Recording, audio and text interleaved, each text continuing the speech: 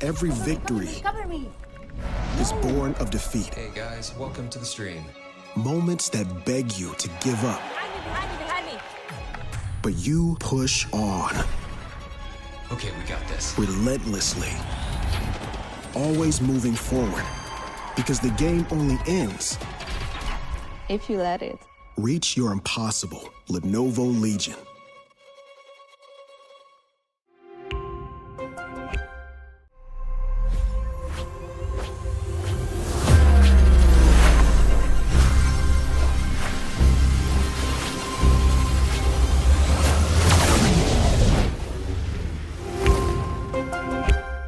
Every victory Cover me.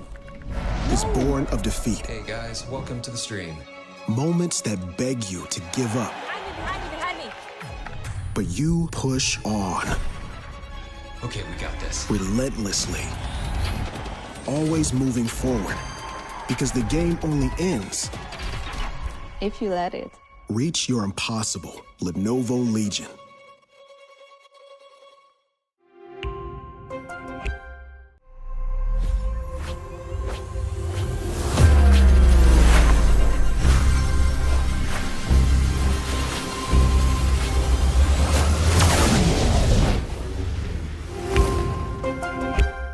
Every victory Cover me. is born of defeat. Hey guys, welcome to the stream. Moments that beg you to give up, Behind me. but you push on Okay, we got this. relentlessly, always moving forward, because the game only ends. If you let it. Reach your impossible, Lenovo Legion.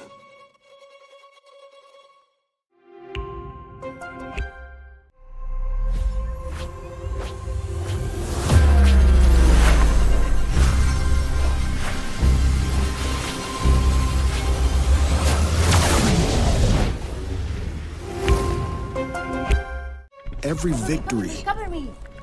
is born of defeat. Hey guys, welcome to the stream.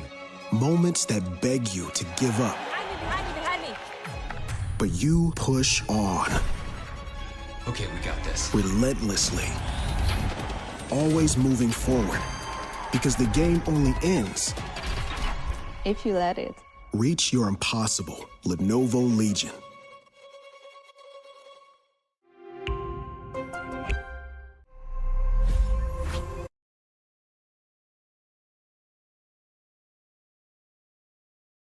Lenovo at Voxen Universe. I'm Dhruv Das and I'll be your host for the day. Before we start, let's take a moment to thank Intel and Lenovo for making this event possible. Also, I would also like to thank the entire Voxen University team for accommodating and hosting this event. We have many exciting community tournaments for all the Voxen students over here. First up, we have Mortal Kombat 1.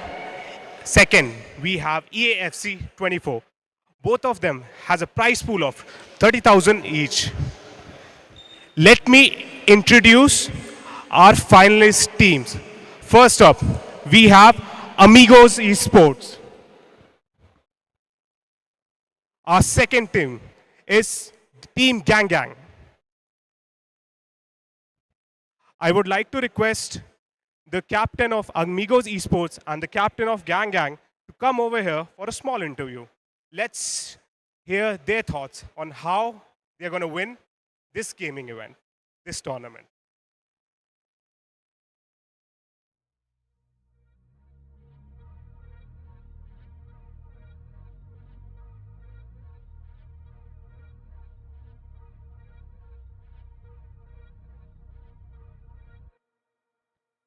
First up, we have Shahul from Gang Gang. So, Shahul.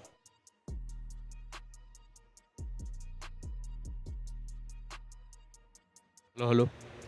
Yes. So, Shahul, are you excited for today? We are very excited. So, how long have you been practicing as a team? How long has it been that you guys have formed Team Gang Gang? No, we just formed for only for college tournaments. Only for tournament? Yeah, only for. So, how was the experience throughout the entire qualifiers? It was a great journey. It was great. Yeah.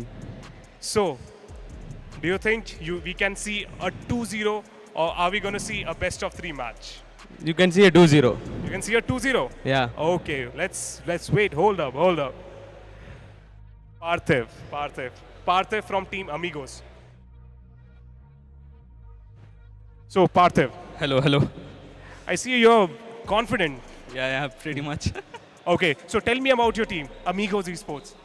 Amigos Esports, it's my first ever team. I'm playing professionally, so I really trust my team. And I think we're gonna win this today. Is this your first LAN event? It is. It is. Are you nervous? No. Confident all it is. Do you know your opponents, Team Gang? Yeah, my Kiltuzan, my ex-teammate here. So pretty sure he'll be performing well too. So yeah, hoping. Are we expecting a 2-0 win from Team Amigos? Yes, definitely. Yes? Shahul, we have a tiebreaker then. There's a conflict between you. Let's see. Audience, who do you think is going to win? Team Amigos or Team Gang?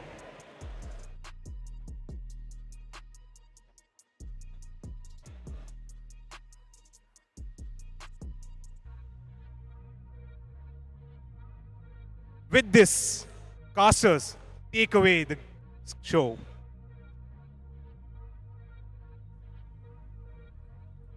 Well, thank you, Dhruv. We are finally here. I mean, there was a bit of delay, but we're finally here. Welcome, ladies and gentlemen. My name's Zez, and along with me, it's going to be Upcon taking you through today's beautiful match of a best of 3 series between these two amazing teams. It's going to be Amigos taking on Gang, and I cannot tell you how excited I am. I mean, you already heard from the players, right? You already heard from the captains of these two teams. They're really excited. A little bit of nervousness in the air is what I feel like, what I felt there, but I think it's going to be an amazing matchup. And once again, I'm pretty sure one thing is for certain.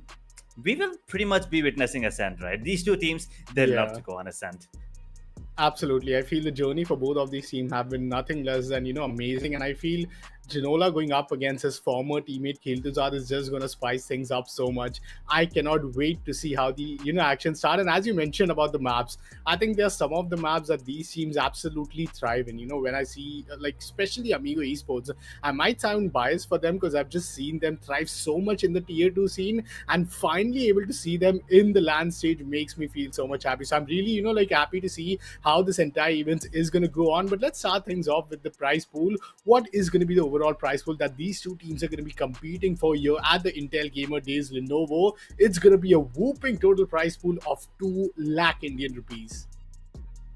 I mean, that's a lot, especially, also the fact that both of these teams have secured themselves at least 70,000 rupees as, they are the grand finalists, and the second place winner of the world, they'll be taking away 70,000, and the winner of Intel Gamer Days Lenovo Valorant will be walking away with a massive chunk of 1.3 lakh, and that is going to be not just the money, and also we looked at the beautiful trophy as well, if I'm not wrong, I'm sorry.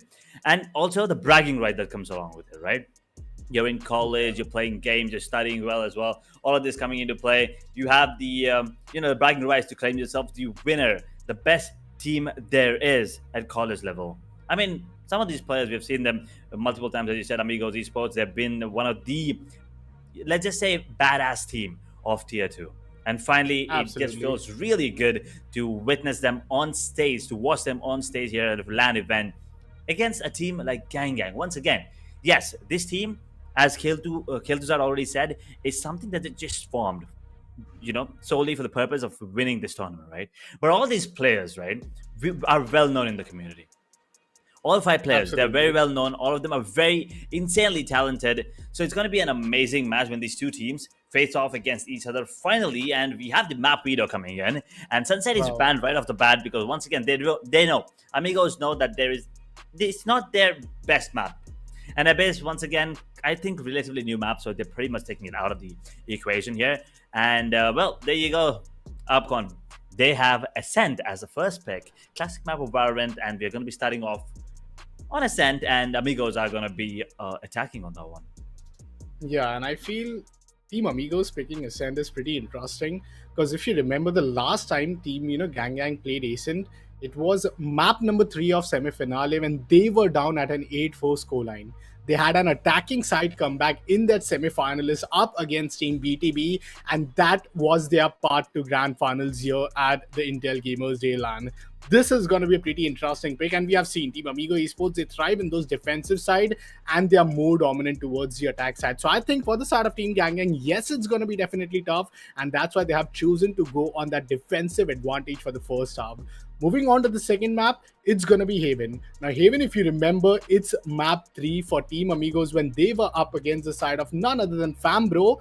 That map, which was a map 3 for semifinals, and it went all the way towards an overtime.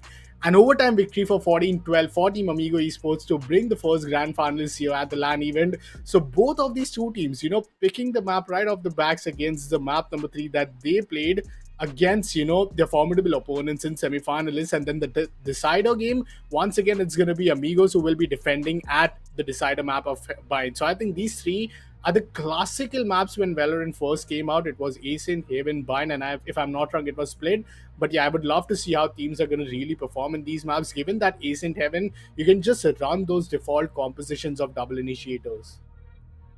That is for sure. I mean, a double initiator, double duelist, double sentinel, double control, whatever you want to play with, right? This map is perfect for it. We also witnessed a couple of teams go ahead with a triple controller setup, which is something that we've not seen in a really long time.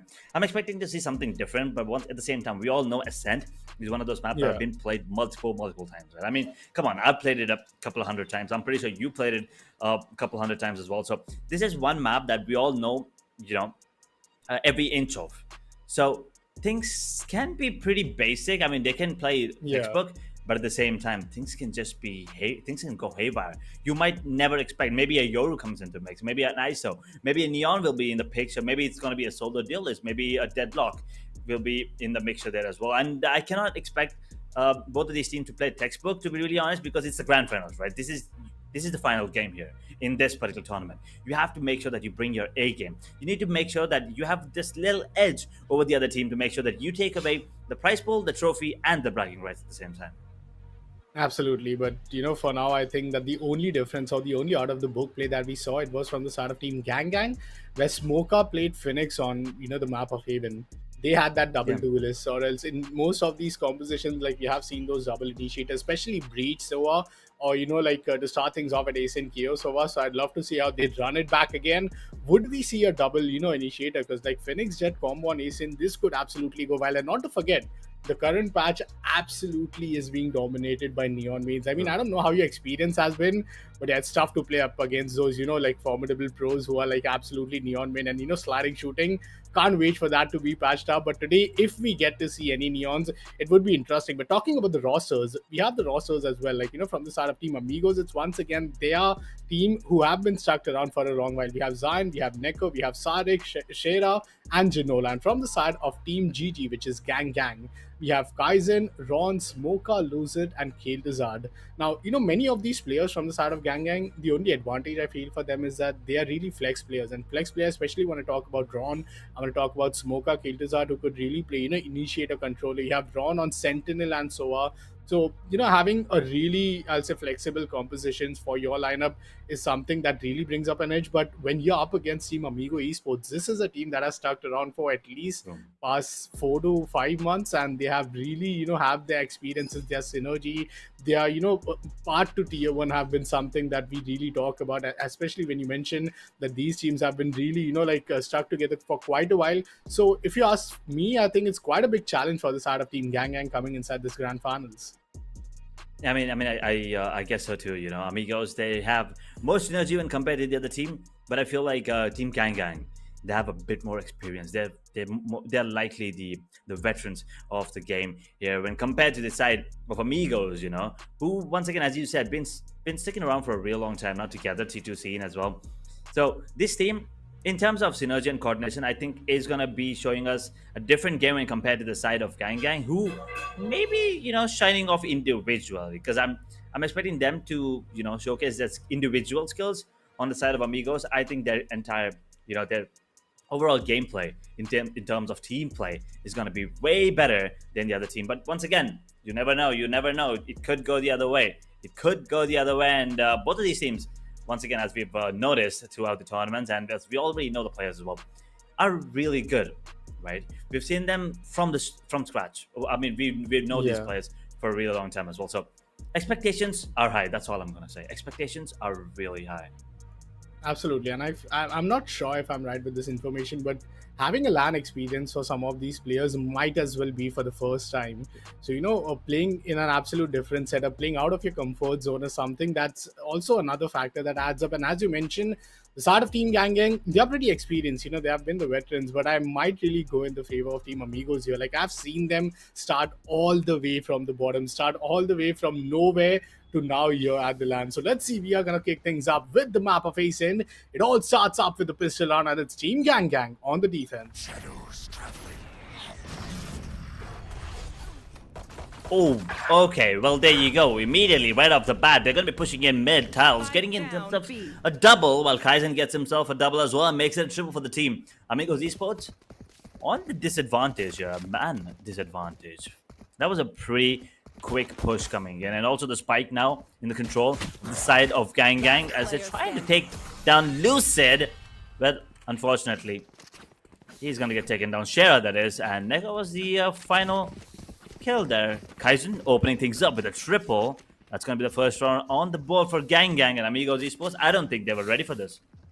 Yeah, absolutely. I feel that was so unexpected for you to be on the defense and just play that aggressive.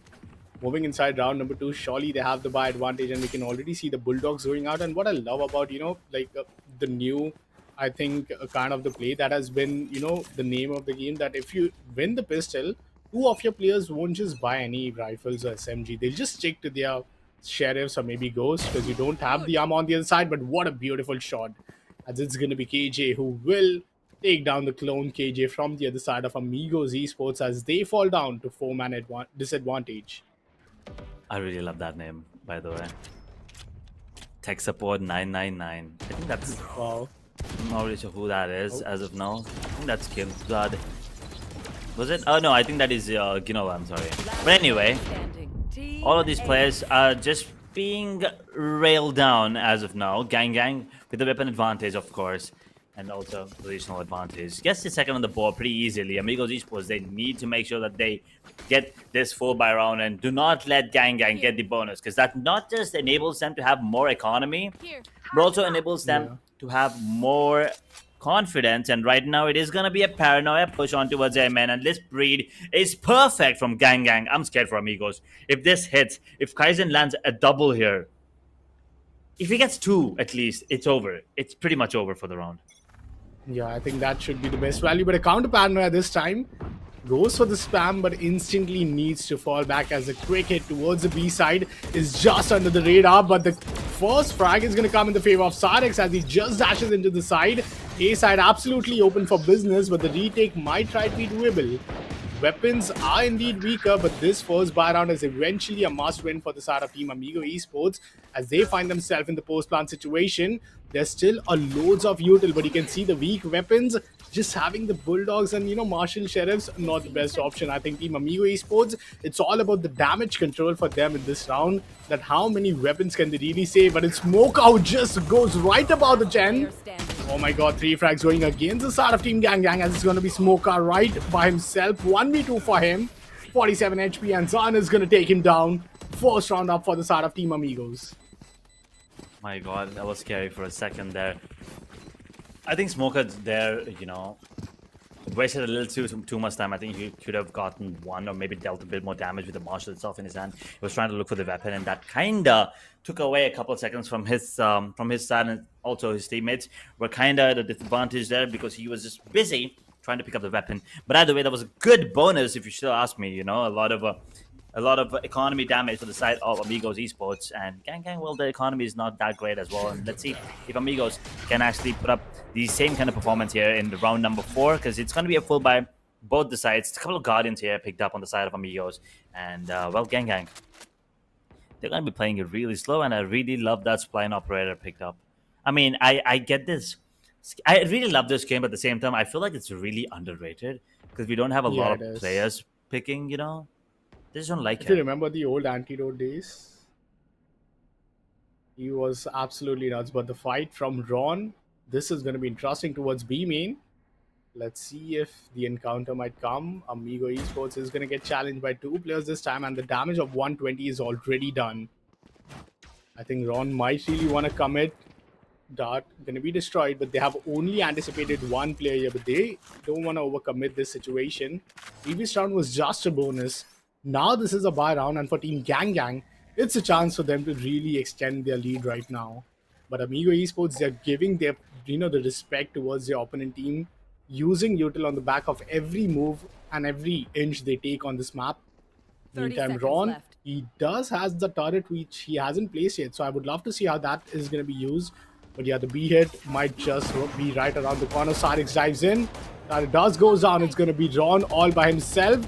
Backup needs to arise, but Ron still buying a lot of time for his team. 14 seconds remaining. Ron good for the first one. 4v5 situation as the plan goes down. Defenders on the numbers advantage, but look who is on the mid log. It's going to be KJ, who might be good to take down Lucid, and yes, he is going to be the one. Numbers disadvantage up for the start of Team Gang Gang as they are looking to go one by one, and they fall in pieces to that fragment. 2 players remaining from the start of Gang Gang as tech support good for the first one. But this 1v2 clutch is what his team demands to really increase that difference.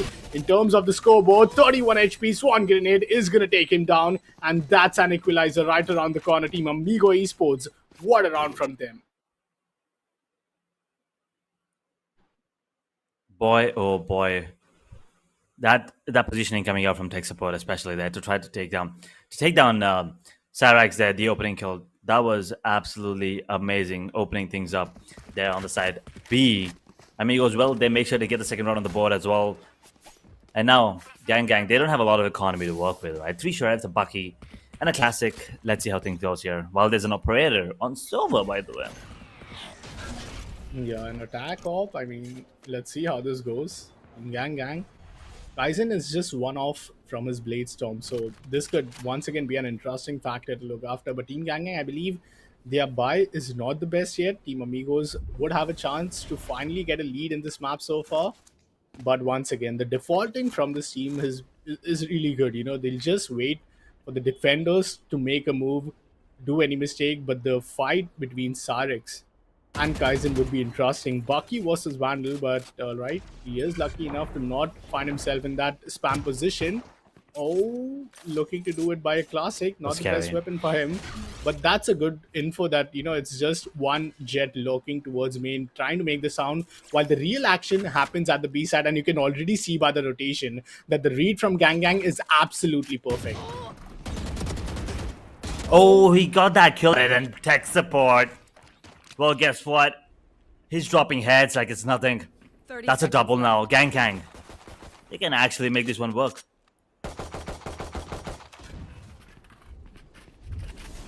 Numbers disadvantage. Team Amigo Esports needs to really step up here. 15 seconds. Once again, a final second hit, but the flash is just beautiful.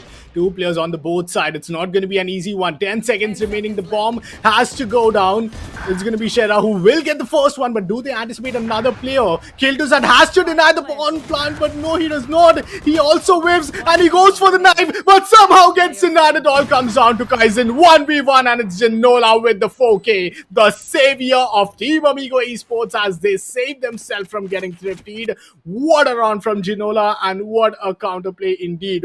2 back-to-back rounds of having those last 10-second post plan, absolutely insane. But Kiltuzad, yeah, I mean, he's known for that plays. I mean, he is known for that type of confidence given his experience, but I don't think that he would be quite happy about that.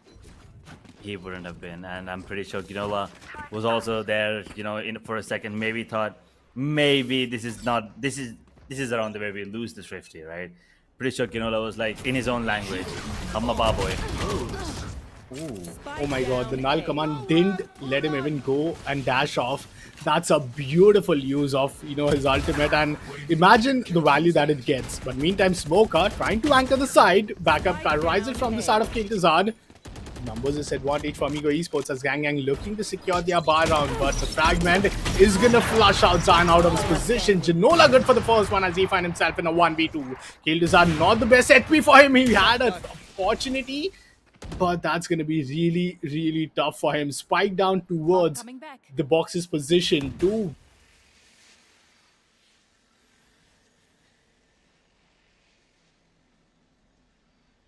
one for the side of Ginola nonetheless. Okay, we are gonna be just holding now these players. I mean, both of them combined have really low SP, so if they can, if even one of them goes down, even the wall bang might actually take them down, you know. Recon coming into play, 30 seconds on the clock. They do have the, I mean, he does have the drone now tagging one. Another quick recon coming in. That swarm grenade is perfect as it blocks away the path. And, well, he wants to switch out for an operator, and he's going to be switching it to another operator. Now, once again, it's going to be the same. Oh, they're colliding. They're colliding. No, oh, almost. Almost. I was in the favor of Soa to actually land that shot, in the favor of Ginola, that is. Maybe a collab would have been insane. I'm pretty sure the crowd would have loved it. Yeah, they would have. I absolutely believe. But, you know, they do say third time is a charm. For the third time, they found themselves in a final 15-second, you know, like non-diffuser position. And you have to get the post plant, you know, being the attacker, not having the numbers advantage, being the only Sova with only an op. That was really a tough spot, but nice try for him. Now, the buy, once again, pretty uncertain, but you have 3 ultimates if you have the side of Amigo Esports. And Bladestorm goes right around the corner, but Sarix, what a beautiful headshot right on the face of Kaizen as he loses his investment of 4,700. And that's a big opening. Sarix, he is known for these plays. Amigo Esports, they got the opening. They couldn't have asked for more, but you see how pressure, you know, that KO is making. He's not wanting to give that op away towards the opponent team. He's trying to not give up that catwalk control, but, you know, since 3 of the players are just pushing all together, he is going to force to really give up that position. Smoker has to make a big play here. 3 players just walking up to his crosshair, but the orb is once again retrieved from the side of Sarix. And Neko just having a sheriff in his hand. Smoker might really anticipate a timing here, and he is actually anticipating one. I don't know if he wants to push here, but I feel with only 45 seconds remaining, they don't want to overcome it towards the A-bomb side. Oh, Jet. Sarax surviving the turn. Look at this Ginola with a beautiful headshot there under tech support, who's buzzed, by the way, ladies and gentlemen, if you're wondering. But then Gang, no, with only 2 men alive, well, you know, 2 men alive, will scratch that and make it 1 man as Sarax takes down Smoker with a beautiful play to the head. Looking to find the final one, and he does find him, but unfortunately the bullets find him as well. Kiltazad gets 1. He's actually going for this. I don't know what the economy looks like as of now. Area. I think he wants to make sure that the opponent also do not have a lot of economy to work with. Moving on to the next round. As this is definitely going in the favor of Amigos Esports, as the time also is not in favor of Kiltazad, and he's going to get taken down. Thrifty. Amigos Esports, well, they're like, you know, you take 1, we'll take 1. You take 1, we'll take 1. This is, once again, looking like one of those maps which might go down the wire. Yeah. You might even be looking at the first overtime today here. And I feel a Thrifty is just a masterclass. And you have to give up to Sarix. I mean, the opening, the way he's just swinging off his ult, that's the level of confidence. That's the kind of Jet you want in your team. Plus, on top of that, as I mentioned, the first time I saw Gang on the map of Ascent, they were down 4-8 in their defensive first half. And having Ascent map pick from the side of Amigo Esports kind of absolutely defines, you know, what would be their mentality, you know, what reviewing this team, just anti-stratting all of those plays and a, you know, default composition which they both had in the map of Ascent. Now, this time, it's not a comfortable buy for the side of Gang, but they do have 4 ultimates. Would that be of use is the big question. The first ultimate Bladestorm is already online. As you can already see that it could be a mid-updraft coming in from the side of the defensive Jet. Time Buzz had an opportunity, but that's a really tough shot. I believe even if you hit an headshot from that angle, that might not even be a kill, just a minus 145. But Zion, what a beautiful shot onto the side of Buzz as he takes down the Sentinel. And you have to worry about each and every side and each and every opening at this point. He was the pillar. You know, he was making sure that there was no one crossing his path without taking at least a tad bit of damage. Especially with the Sheriff as well. He did get himself a beautiful double in one of them. Which almost...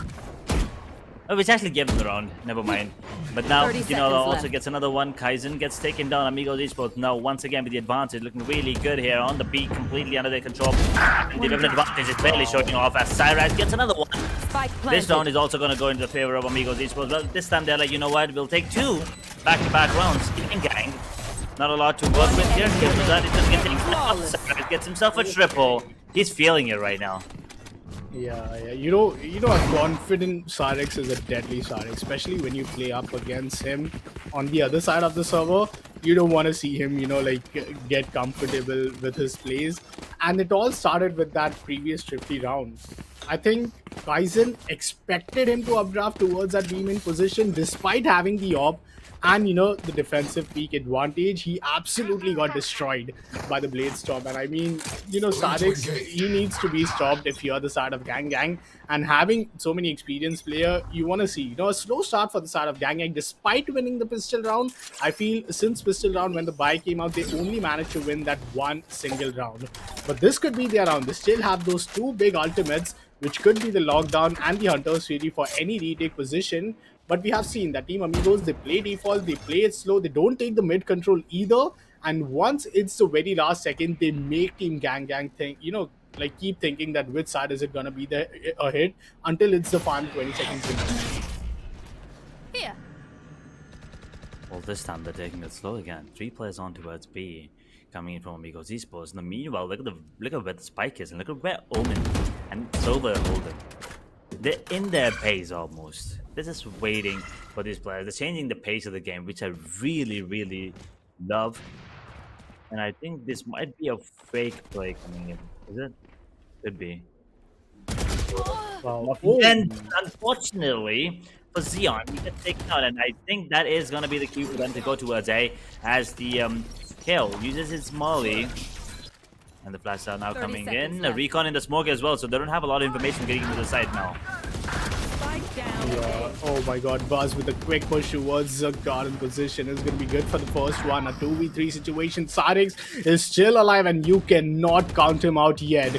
But time is of Ascent. Spike drop towards the middle of the A side, and it's going to be Lucid who will find the value. One single player remaining, as Shera needs to give up this entire play. Might want to save his weapon and really need to make sure that he gives up this one round to really save another weapon for his team. Nonetheless, a pretty interesting defensive position from the side of Gang. They had the perfect opening from the side of Smoker. They are all able to get the value. And I mean, everything just, the stars aligned for them in that round at least. But Team Amigo Esports, the silver lining for them could be that, they did not really invest a lot of those ultimates, which they could have.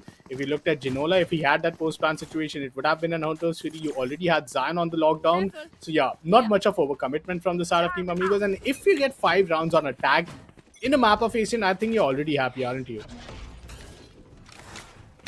Man, you get 6-6, and that's a perfect round. I mean, come on, we have seen teams pull off 9-3, 10-2. Yeah. So, as you said, 5 rounds is plenty, but the more the merrier, so they're definitely going to try to get as many as they possibly can. Here, as the Killjoy uses her lockdown now, thanks to Soba also making sure that he uses his ultimate last round, and 2 players are detained here. But I don't think they can capitalize on that one here, with the trade now coming in. I'm making sure that Smoker gets taken out as well, and now it's a man advantage yet again. And I think a counter, yep, there you go. They were waiting for the counter, and it did come in. The 2 players holding and take support. He's good for 1, he's good for 2, he's good for 3 as well, if you ask me. Yeah, but he's up against Sarix. The lockdown is going to detain Neko. And oh my god, are they going to knife him? Are they going to swan grenade him? What is going to be the strategy? I mean, he is the last play, he is detained, but I don't know. Okay, so they are not overcommitting towards this position. The timing would have been absolutely against them, and I love the respect that Team Gang is given. Team Amigo Esports, especially when you're up against Neko, put him in a 1v2, he could go scary, but alright, the crossfire is beautiful, and it's going to be buzzed with the 3k, and that's an equalizer. You asked for a 6-hour scoreline, and I think that might just be in the bingo cards for the side of Team Gang, despite winning only 1 buy round in those starting 8 rounds, and then in the last 3 rounds remaining, they're managing to win every round 1 by 1, and that was, I think, a very heavily invested ultimate round. We saw the lockdown coming in from both the sides, there was a loss of a lot of utility, but let's see how this is eventually going to go in, because Team Amigo Esports, they still have 3 ultimates here.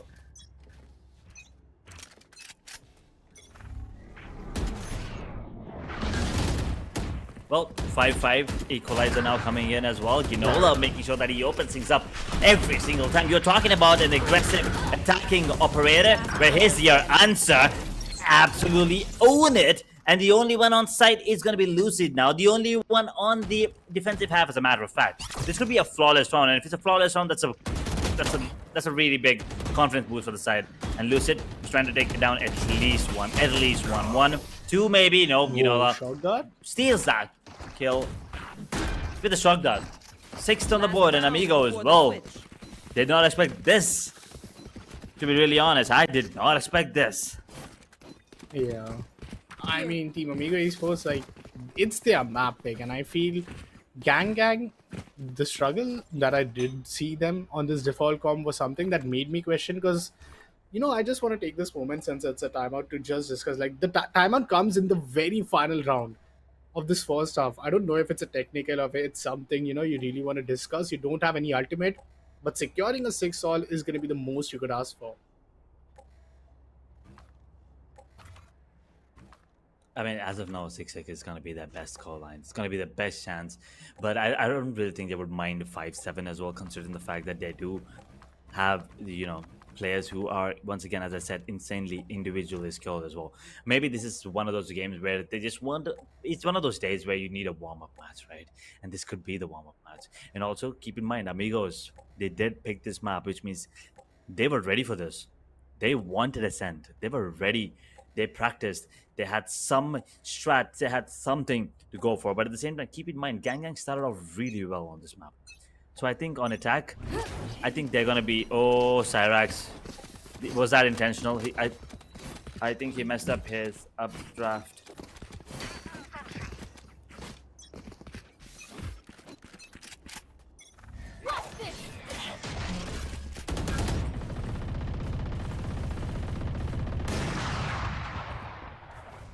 Well, trying to push things up again on towards B. Look at the positioning coming out from Jet and KO. They're already pushed up towards A. They have all of this information. There's no one on towards A. They're going to be sandwiched as the rotations now come in. Finally, checking mid as well. The Killjoy is going to be crucial, and Kaizen, he gets that, and the control is gone. The Smoker is away, and Smoker, he gets taken down. Look at Kaizen this time around. He cannot get past Xeon. He cannot get past this. Takes a board now. Can he get anyone as KO uses the null command onto us B? They're going to be going in. Well, here's the thing. They think it's a fake, but unfortunately it's not. Neko is going to be leading the charge as of now. And no smokes, but it doesn't really matter. Cloudburst is good enough for them to get into the side as Amigos Esports, with a man advantage, and weapon advantage as a matter of fact, is going to be trying. Wait a second. Kills off with the Odin. 30 seconds. All of a sudden, they turn around here. The bomb is not yet down, and this is going to be a big problem as Genola gets spotted. They do have an Odin right now, but I don't feel if that's the best position for you, being an attacker to be in. Time once again of Ascent, and they have to come in towards this post plan. Not the default plan yet, but a 2v3 and opt Genola in a 1v3. Needs to go huge over and beyond. Gets the first one. But does he expect a play on right? Does tags him, but the classic might not really find any value here. It's Buzz with the final kill, and it's 6-all. Right as you mentioned, Edge is going to be something that we are going to get. Gang. That start that they eventually had, they would be quite happy with this 6-all half. And I do feel like, you know, Gang is equally as good as Team Amigo Esports when it comes to the attacking side.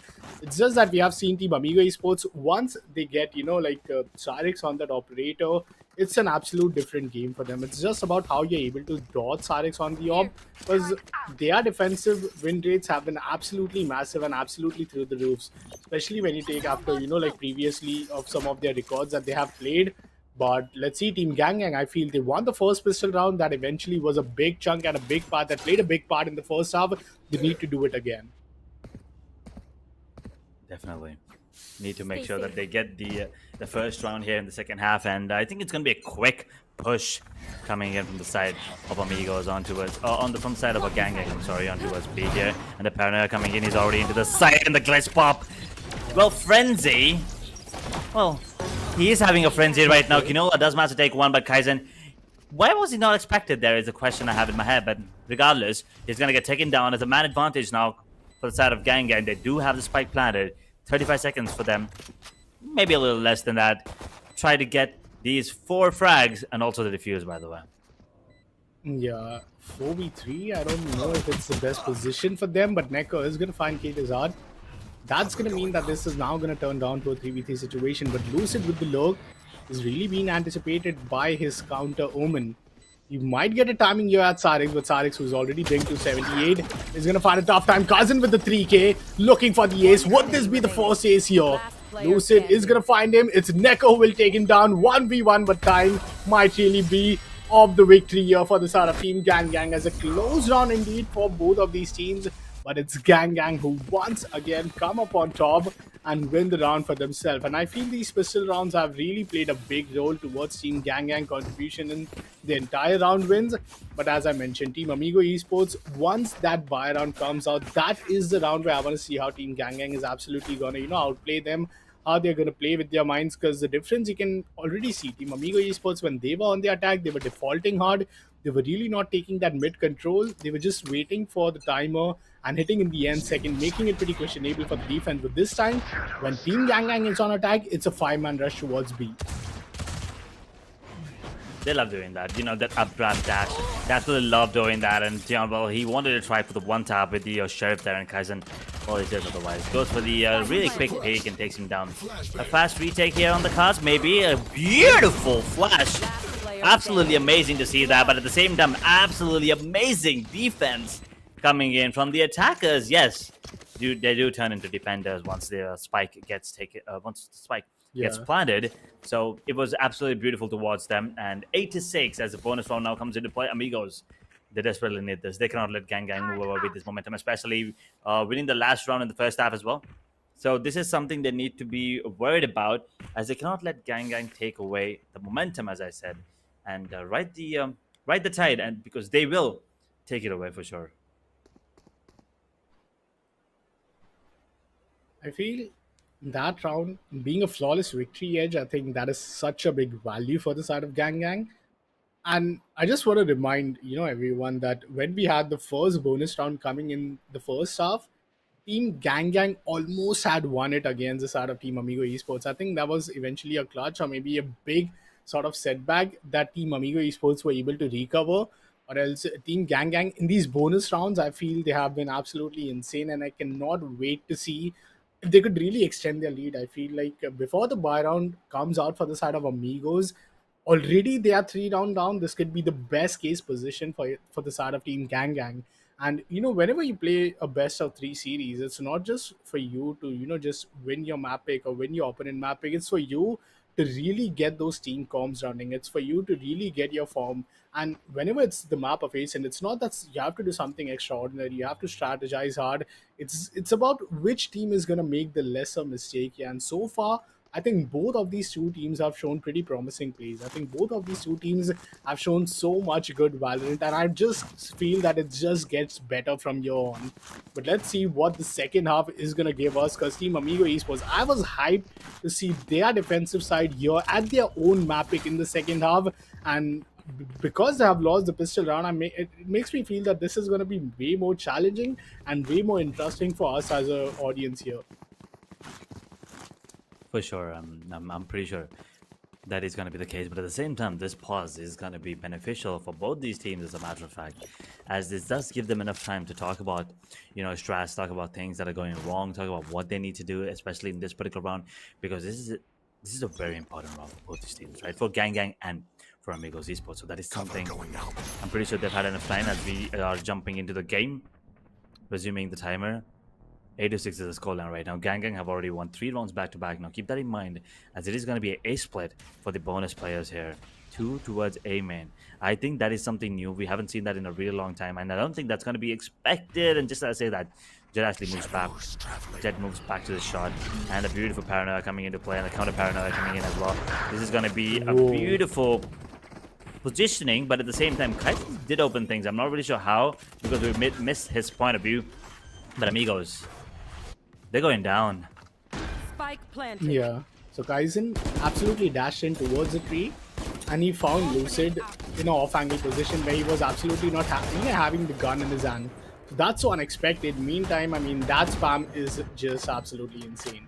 2v4 retake position for this other team, Amigos. And let me remind you, I mean, it's the first buy down. Bulldogs into the hands of Zan, not the best weapon. Kaizen just strikes them down. And it's the 9th round. As I mentioned, Team Gang Gang, the flawless victory that they managed to get. Kaizen started off that round with the Spectre First Blood coming inside, you know, the garden position against Lucid. Retrieved the Vandal and the space, taking the confidence with this player. God, absolutely insane. We were talking, you know, this was the point where we were talking about Cyrix, that he needs to be, you know, like cool down. Like if you are Gang Gang, you need to worry about Cyrix, and they absolutely were able to counter him. I think since that round number 5, Cyrix has only managed to find 3 kills for himself. And now, once again, they are going to play with these Sheriffs, these, you know, Deagle upgrades. The Sheriffs, I don't know if this is going to be the best for them, but the Swarm Grenades is doing a lot of damage. And good for the first opening. Sheriffs could absolutely be deadly. Shera on this cubby position. Had an opportunity, but what is that bunny hopping? Absolutely insane. Buzz takes 3 down alongside the players of Team Amigo Esports, and now in a 2v3, it's a tough retake once again. Team Amigo Esports, they want to not give the double digits to the opponent team, but I don't think they have the best weapons to work for. That was some insane movement coming in from Tech Support. But right now it is going to be a 2v3, as you said, and they will retrieve a Phantom and a Stinger, unfortunately. Kel'Thuzad with the recon available. Once again, a 2-man stack here coming in. They're playing this crossfires beautifully. The high-lows as well. And they're going to be splitting up here on the side of Amigos. Not really sure why Neko lights them both and takes them down as he moves around and gets a third as well. Oh my god, and that's going to be a thrifty, isn't it? That's a 7th on the board for Amigos, and Neko, the savior. Oh my god, Amigos. Both the thrifties that we have seen in this game has come in from the side of Team Amigo Esports. First, it was round number 4, and now it's going to be this round number 16. They save themselves from getting the double digits to the opponent team, and I think this is just now going to get challenging. If you're Team Gang Gang, you just got to let it go. You know, you just can't talk. You just can't, you know, really talk about your mistakes, because that's a big momentum breaker.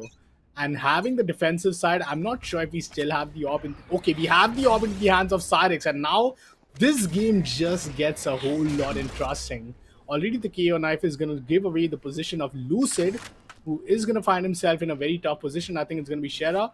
But yeah, Shera is now just playing a good close angle towards his main position. Him going up against, you know, I feel none other than Jet is going to be something quite interesting. But it's once again a default position from the side of Team Gang Gang. Shera ready with his paranoia. Fragment comes out, and that is going to force them down to give up this, you know, like opening entrance position. 3 of these defenders are all the way towards the A side already. With the AWP in hand, I think it's going to be tough. But on the B side, I think they're going to make sure that they get the opening. But no, it's Zinola who takes down Buzz, and that's the best opening you could ask for as a defender. They get the initial frag, and look at Sarah. He should be getting this freebie there. Smoker, absolutely did not expect him there. Oh, that flag did not connect. I thought for a second maybe he's going to connect that, but they do have the B side now here, ladies and gentlemen. And the spike will be making its way into the side as well. In a second, they do have the null command, and it comes out at the right time. Well, the blade storm, well, put those blades back in the pocket. Jet is what KO says. As the spike is going to be planted, a 3v4 retake. Yeah, the retake, I think, for Amigos have been so good. And you can already see Nico get the first one, and good for another one. It's a 1v3. It all comes down to Kel'Thuzad. The man is really, you know, in a tough position. 27 HP for him. What a spam through the box. But it is going to get spammed down indeed from the side of Neko. And another retake being successfully done from the side of Team Amigo Esports. And I feel, you know, it's just the part of their synergy. It's just a part of their time being experienced what they have had in a map which is, you know, the only map in Valorant which has never left the map pool. You have so many matches, you have so many retake positions. The experience for Team Amigo Esports, you know, it's all the experience which now adds up for them in this game. Retake at B side has absolutely been a masterclass for the side of Amigo Esports, and if you're Team Gang Gang, you absolutely have to avoid the B side post plan at this point. Unfortunately for Shera and Smoker, they're not having the best of days as of now in terms of kill, in terms of frags at least, because Smoker on the other hand, he does have 14 assists, right? And Shera will only with 4. At the same time, he's still doing his job. He's still making sure that the paranoia and the smokes are on point. It's just that in terms of gunplay, he's lagging a bit behind when compared to his other teammates. But once again, Kaizen's already on site. They're giving away the site for free. This Odin will be coming into play anytime soon as Cyrax gets the opening frag.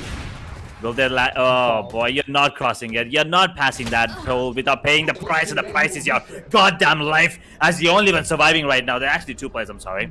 Surviving are going to be Killjoy and Omen. Both on the side, they're going to let go of KO as there's no way he's going to be back, and that was an entire fake on towards B as they get the plant, but will they get the round? And the answer is most definitely going to be no, and it is no. Signed and delivered. Amigos Esports. Flawless. Yep. I mean, that's absolutely insane. And I love the thinking from the side of Team Gang. They made a push towards the B side. They had, these couple of ultimates which were kind of stacking up for Gang. So they made sure that KG and, the companion moves towards the A side for the post plan, maybe buy enough time. And it was sort of a gamble, which Amigo Esports did fall into. But as I mentioned, once the buy round comes out, it's a whole different game for them. And now it's, one of the most interesting situations for Gang because there was a chance where they were almost up with, a 4v2 advantage, and it was like, what, 10-6 scoreline up the board. They lost that round. They lost the momentum majorly, and that mental reset is what we talked about is much needed. And now all of a sudden, it's a 9-all scoreline. A side is going to be under the radar for the side of Team Gang. That's going to be to the shadows from the side of Amigo Esports, and Lucid is now going to be the one to get the team into the post-plan situation. Under Siri comes in but finds no value. But the question is the fight between the Jets. Who wins it? Kaizen playing a pretty close angle, but he knows it's very risky. If you are Kaizen, you have to stay survive for your team in this post-plan, and already the lockdown investment is going to put so much trouble and make it 2. Oh boy, as the counter Killjoy ultimate comes into play, they will have to be careful of it there. 2 players detained. This is not looking good. Neko will get one now. Oh, the scoping on the Swarm as well. Trying to go over the wall bind. Does Massive get it? Will they get the kill here? Looks likely not possible as he will get the round. And yeah, a lot of chaos in this particular round. Will he survive? Yes, he does. Making sure that the economy does not take an insane hit there. But that was a round given away, if you ask me, from the side of Amigos Esports. They could have actually confirmed this, to be really honest. But unfortunately convert that into a W. Unfortunately, take the L. And Amigos, once again, on the back foot as the round advantage goes back in the favor of Gang. Yeah, and I feel a big role was from the side of Kel'Thuzad, who rotated all the way from the middle to the garden position. And he was absolutely unanticipated. Like, you don't expect a player to really move all around the map and come from the middle garden position, especially in that post plan. And as I mentioned, B retake has been tough. You have to hit the A side. They did it, and you really saw the value that they were able to bring up. No ultimates online. That was a heavily ultimate invested round from both the sides. And now Team Amigo Esports, it's the round they want to get towards double digit, because if they do not, economy might be a little questionable. And especially, when you are, the side of Amigo Esports, you surely don't want like Sarix to be not on the op, especially if it's a defensive side for you and Ascent. But Team Gang playing it so slow. I think all the players are just stacked towards the top mid position. They're waiting for any sort of mid push to come in. But I love the position from Sarix. He has pushed in towards the B main position. He has the entire info that there's no player towards B. Even if any players come, I think that would just be another option and another advantage for them. But yeah, no mid and no, B control. They know it's going to be an A-side hit, and it's already going to be Shera who had the advantage, but he gets taken down. What a beautiful opening once again coming in from the side of Kaizen, and he finds 2. Jinola with the Odin is going to find 3. Oh my god. That's the round savior once again. Zinola strikes back, but the ultimate is going to come online. 1v2. Sarik's good for the first one. Smoke kind of 1v2. Jumps at the wrong position. And what a miraculous retake. That was one of the most insane rounds from the side of Team Amigo Esports, as Zion is going to get the defusal. 1 ult op away from few are top away from his ultimate, but just look at this replay. I mean, this is just insanity at its best. Kaizen gets the opening, the savior comes in with the Odin, and then it's Zan to wrap things up. It's going to be another timeout immediately. As soon as the equalizer comes in, or the round before the equalizer, it just a timeout immediately. And I kind of love this, I absolutely love teams to take out timeouts because I feel like they're underutilized. And we've talked about this a lot in the previous matches, in the league stages, in the group stages of this tournament. And I'm just glad to see that both of these timeouts are being utilized, at least from the side of Gang Gang. And Amigos Esports, they're going to be happy at the moment. Their retakes have been really phenomenal. They once again, as I said, the synergy, right, has been amazing. And for the side of Gang Gang, well, they have their set defaults.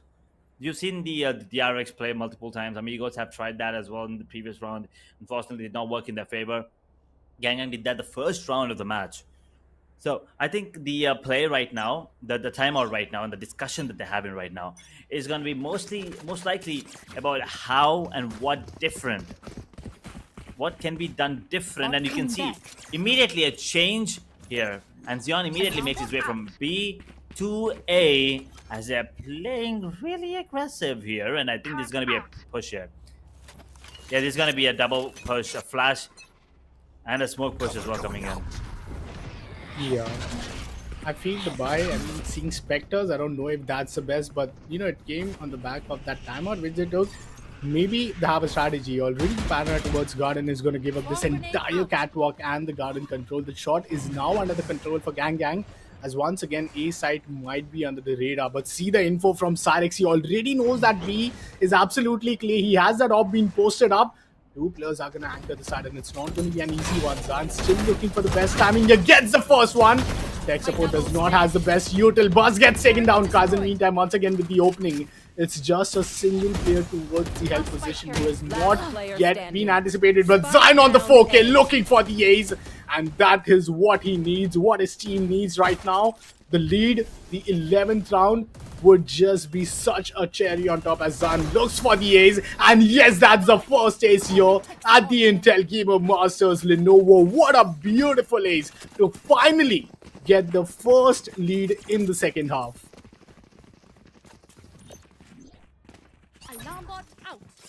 Taking the lead as well, and once again top of the charts with 24 frags. Right behind him is Kaizen with 23. So this is going to be a really intense battle of frags, especially between these two players. We've seen Kaizen on the duelist multiple. He's amazing. He's a flex player, and doesn't matter what agent he pops off, especially in the department of fragging out.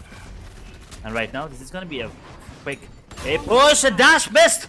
Kaizen missed the dash, but unlucky for him that there's gonna be no one on the side to actually take advantage of that one. And Zion Smoker is not gonna be happy about it. The recon gave away his position and immediately gets taken out. A man advantage now for the side of Amigos Esports. And look here, AJ does have the ultimate, but I think the Sova, he's just gonna go in and break it immediately.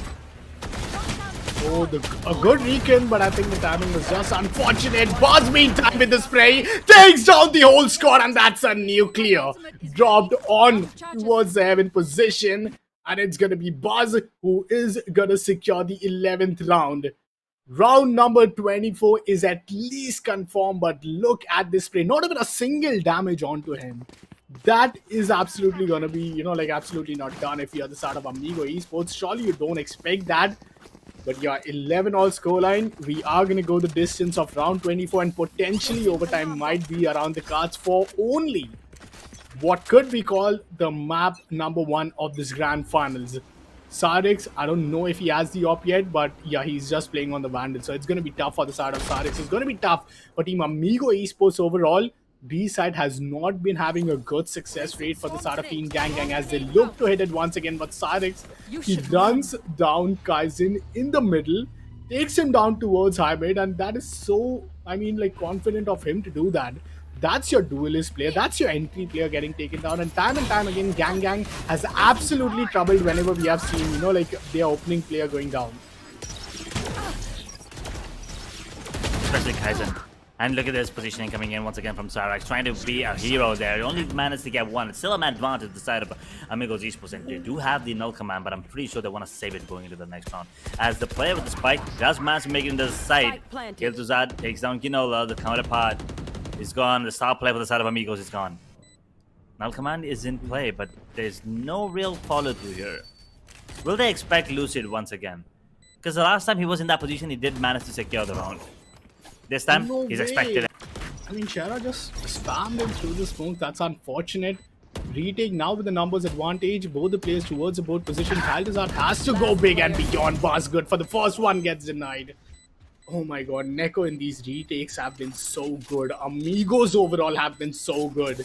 And I feel that's just, you know, like some starts to really look forward for. Team Amigo Esports are the first team to hit the map point in their own map pick. But the game is not yet over. One final round. It's round number 24 and one last chance for the side of Team Gang Gang. And let me remind you, Team Gang Gang, they won a 13-11 scoreline in the map of Ascent, which was the decider of semifinals. Now coming inside game one, this could be the chance where they could either get the taste of their own medicine, or they could really, you know, like we were talking about the attack success rate, that is really looking being good. But if we hit quick, Ginola is going to have only an Ares. I'm not sure if that's the best weapon. Odin would have been good, but Ares gets the value. Zan with another one. Kaizen still with the blade storm, good for the first one, but he gets tagged down towards 30 HP. Oh my god, the numbers advantage has absolutely left the device of Team Gang Gang, and Amigo Esports, they thrive in these advantages. I'm not sure how they are going to turn it back, but somehow Kaizen needs to do another miraculous round. Let's see if Team Gang Gang could absolutely do the miracle here. I mean, we were just talking about the Ares, and boom, Ares gets the kill. Let's see. 3 versus 4 situation. Paranoia is beautiful. And I think this round is pretty much over, as Gang Gang, the only one surviving right now, is Lucid, and he does manage to get a 1v2. Well, he does have the potential to somehow make this happen. Let's just see how things go, and he's going to be suppressed. His position is known, and both of these players are trying to go for crossfire here. Maybe give away the spike that they're going for. They do have the turret onto us, but they have to be really cautious, and especially Lucid.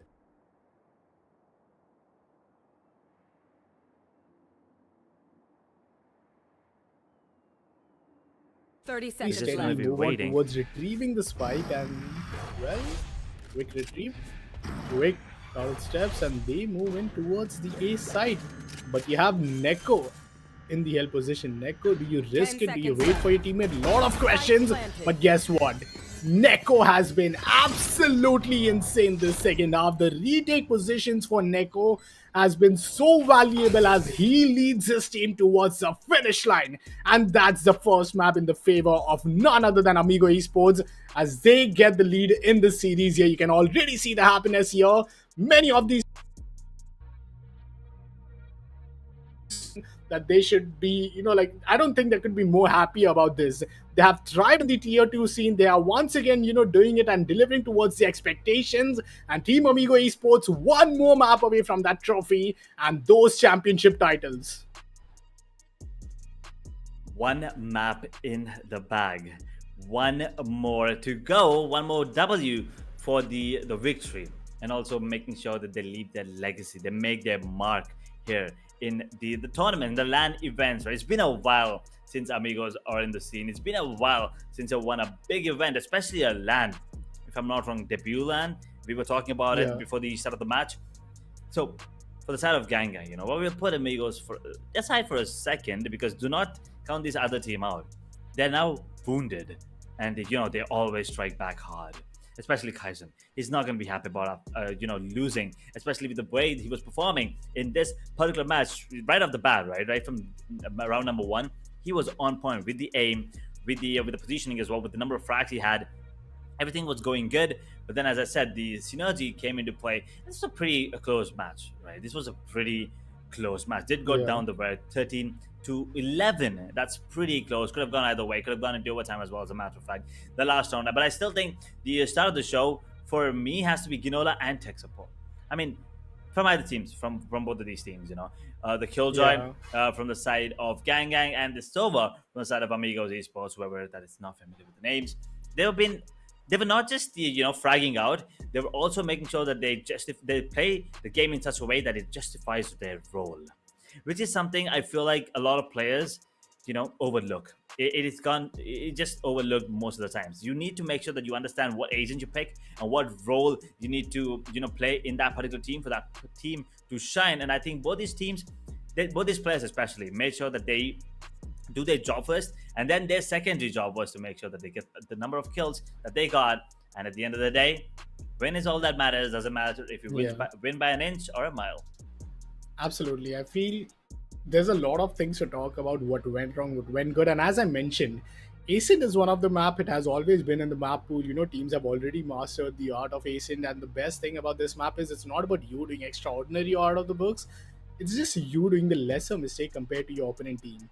What went wrong in round number 16, where you had the second thrifty round win from the side of Team Amigos, might have been the savior for them. I think this could have been a potential overtime or a potential win. This could have been a 10-6 half already if they would have not gotten thrifted in that retake position.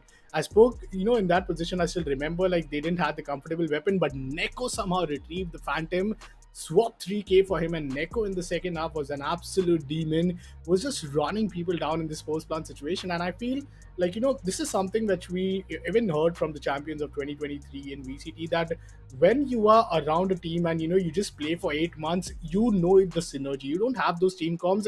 Every player know what their role is in these retake position, and having those several retakes again and again and again for so long, Amigo Esports, I was absolutely sure and confident that the second half of this game, once the buy round comes out, it's an absolute different game. But Gang were absolutely on point. They were looking so good. I think it's just Amigo Esports. They were a powerhouse. This was the closest I feel Amigo Esports has ever played Ascent, because in their previous counter, I think it was up against the side of Fanbro, and they had a 13-7 victory. So, 13-11, potentially what could have been an overtime was just around the corner, and it's just the strategies.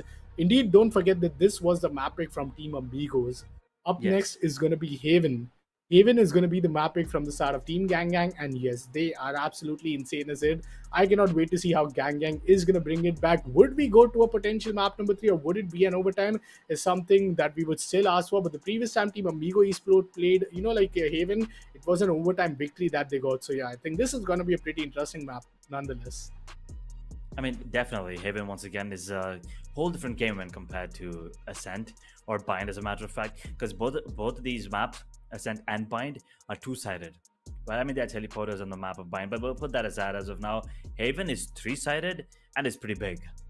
Yeah. So a gameplay is going to be differing, but at the same time, I feel like both of these teams are ready for this one, because the first game was absolutely phenomenal to watch. Everyone.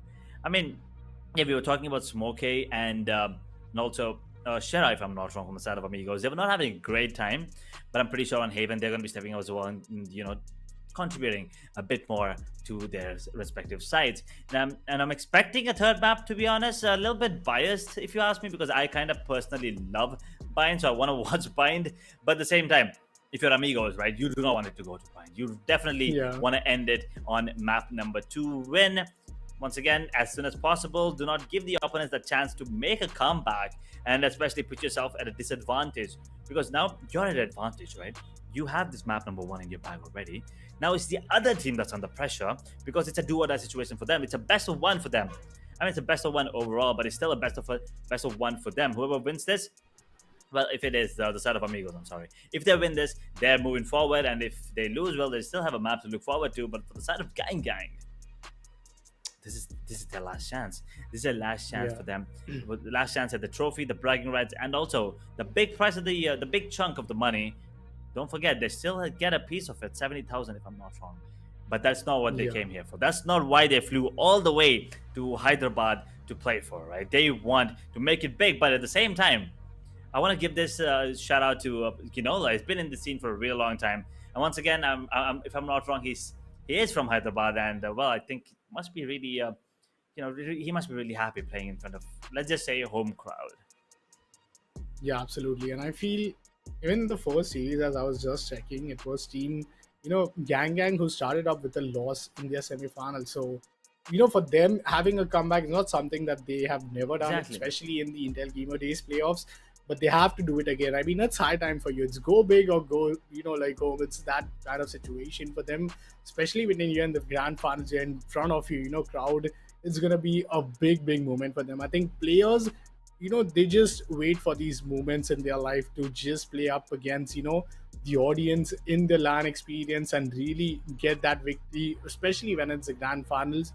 You have a big paycheck, a 1,30,000 INR as a prize pool for just the number one position with a trophy, with the championship title. Yeah, it couldn't get better. But nonetheless, we'll just wait and see the scorecard as well, because I feel the scorecard has a lot to say. Cyrex was like one of the players who had a very good start. Didn't look the best when the half ended, was only able to get like 3 kills in the end, 5 rounds. But when the second half hit, he Neko Lucid, every player was just like, really looking quite miraculous. Especially, I want to give this mention to Shera, being the controller. I think he was doing a lot of good job, a lot of good smokes, and especially in those retake position, like, especially in, I think, round number 23, when we were expecting a 3v3 retake towards B side, Shera just moved and took down, Lucid out of that B main position, which would have been the win factor. So I feel like Shera has also been one of the silent players who has been consistent with his performance, and that does not goes unnoticed. Yeah, I mean, for sure, as I've said, it just must have been a bad game, right? Maybe not even a bad day. It must have just been a bad game. But we are going to be jumping in to the scoreboard here, ladies and gentlemen. And do I see? Is that accurate? Wait, what? He has 8 first bloods? Buzz? Hello? Crazy. My God, is that a sentinel or a duel? Is a question. Yeah. Oh my, look at the ACS as well. It's 299, one shot of 300, and I think he just.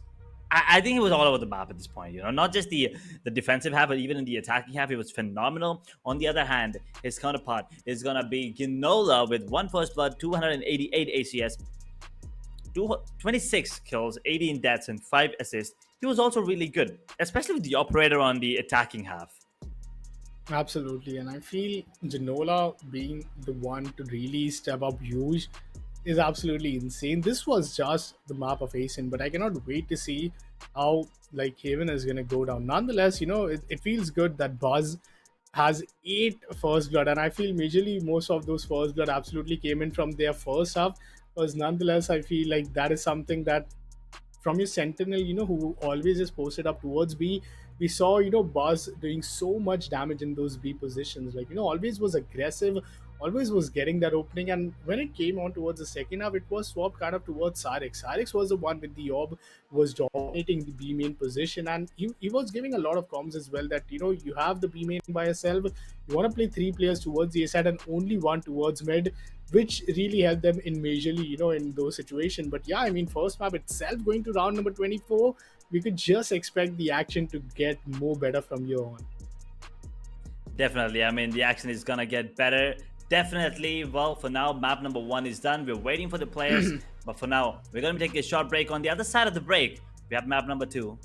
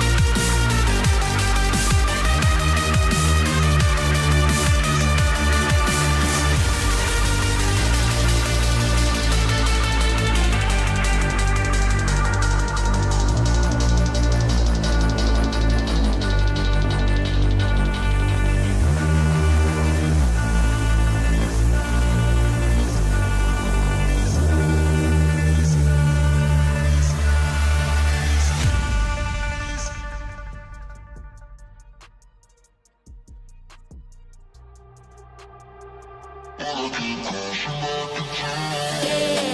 no, I'm strapped like I'm touchdown. I can do my dance like a touchdown. Yo, like I'm touchdown. I can do my dance like a touchdown. Yeah, no, I'm strapped like I'm touchdown. I can do my dance like a touchdown. Yo, like I'm touchdown.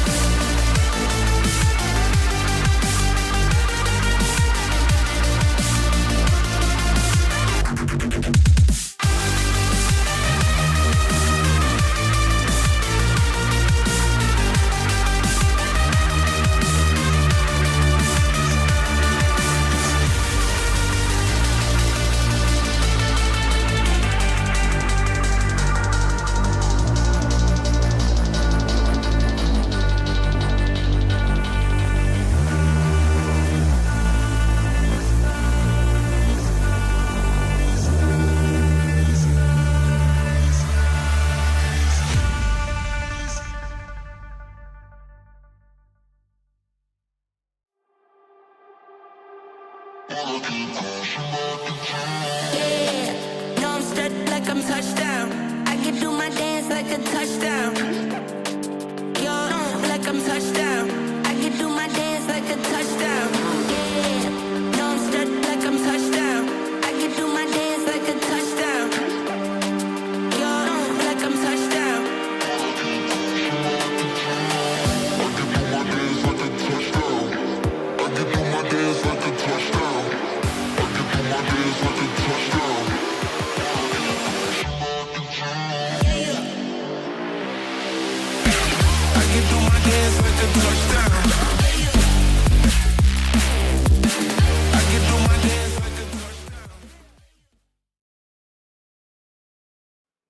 Ladies and gentlemen, welcome back once again to the grand finals here at the Intel Gamer Days Lenovo, live from Hyderabad at Watson University. We are one map away from getting a champions. Team Amigo Esports.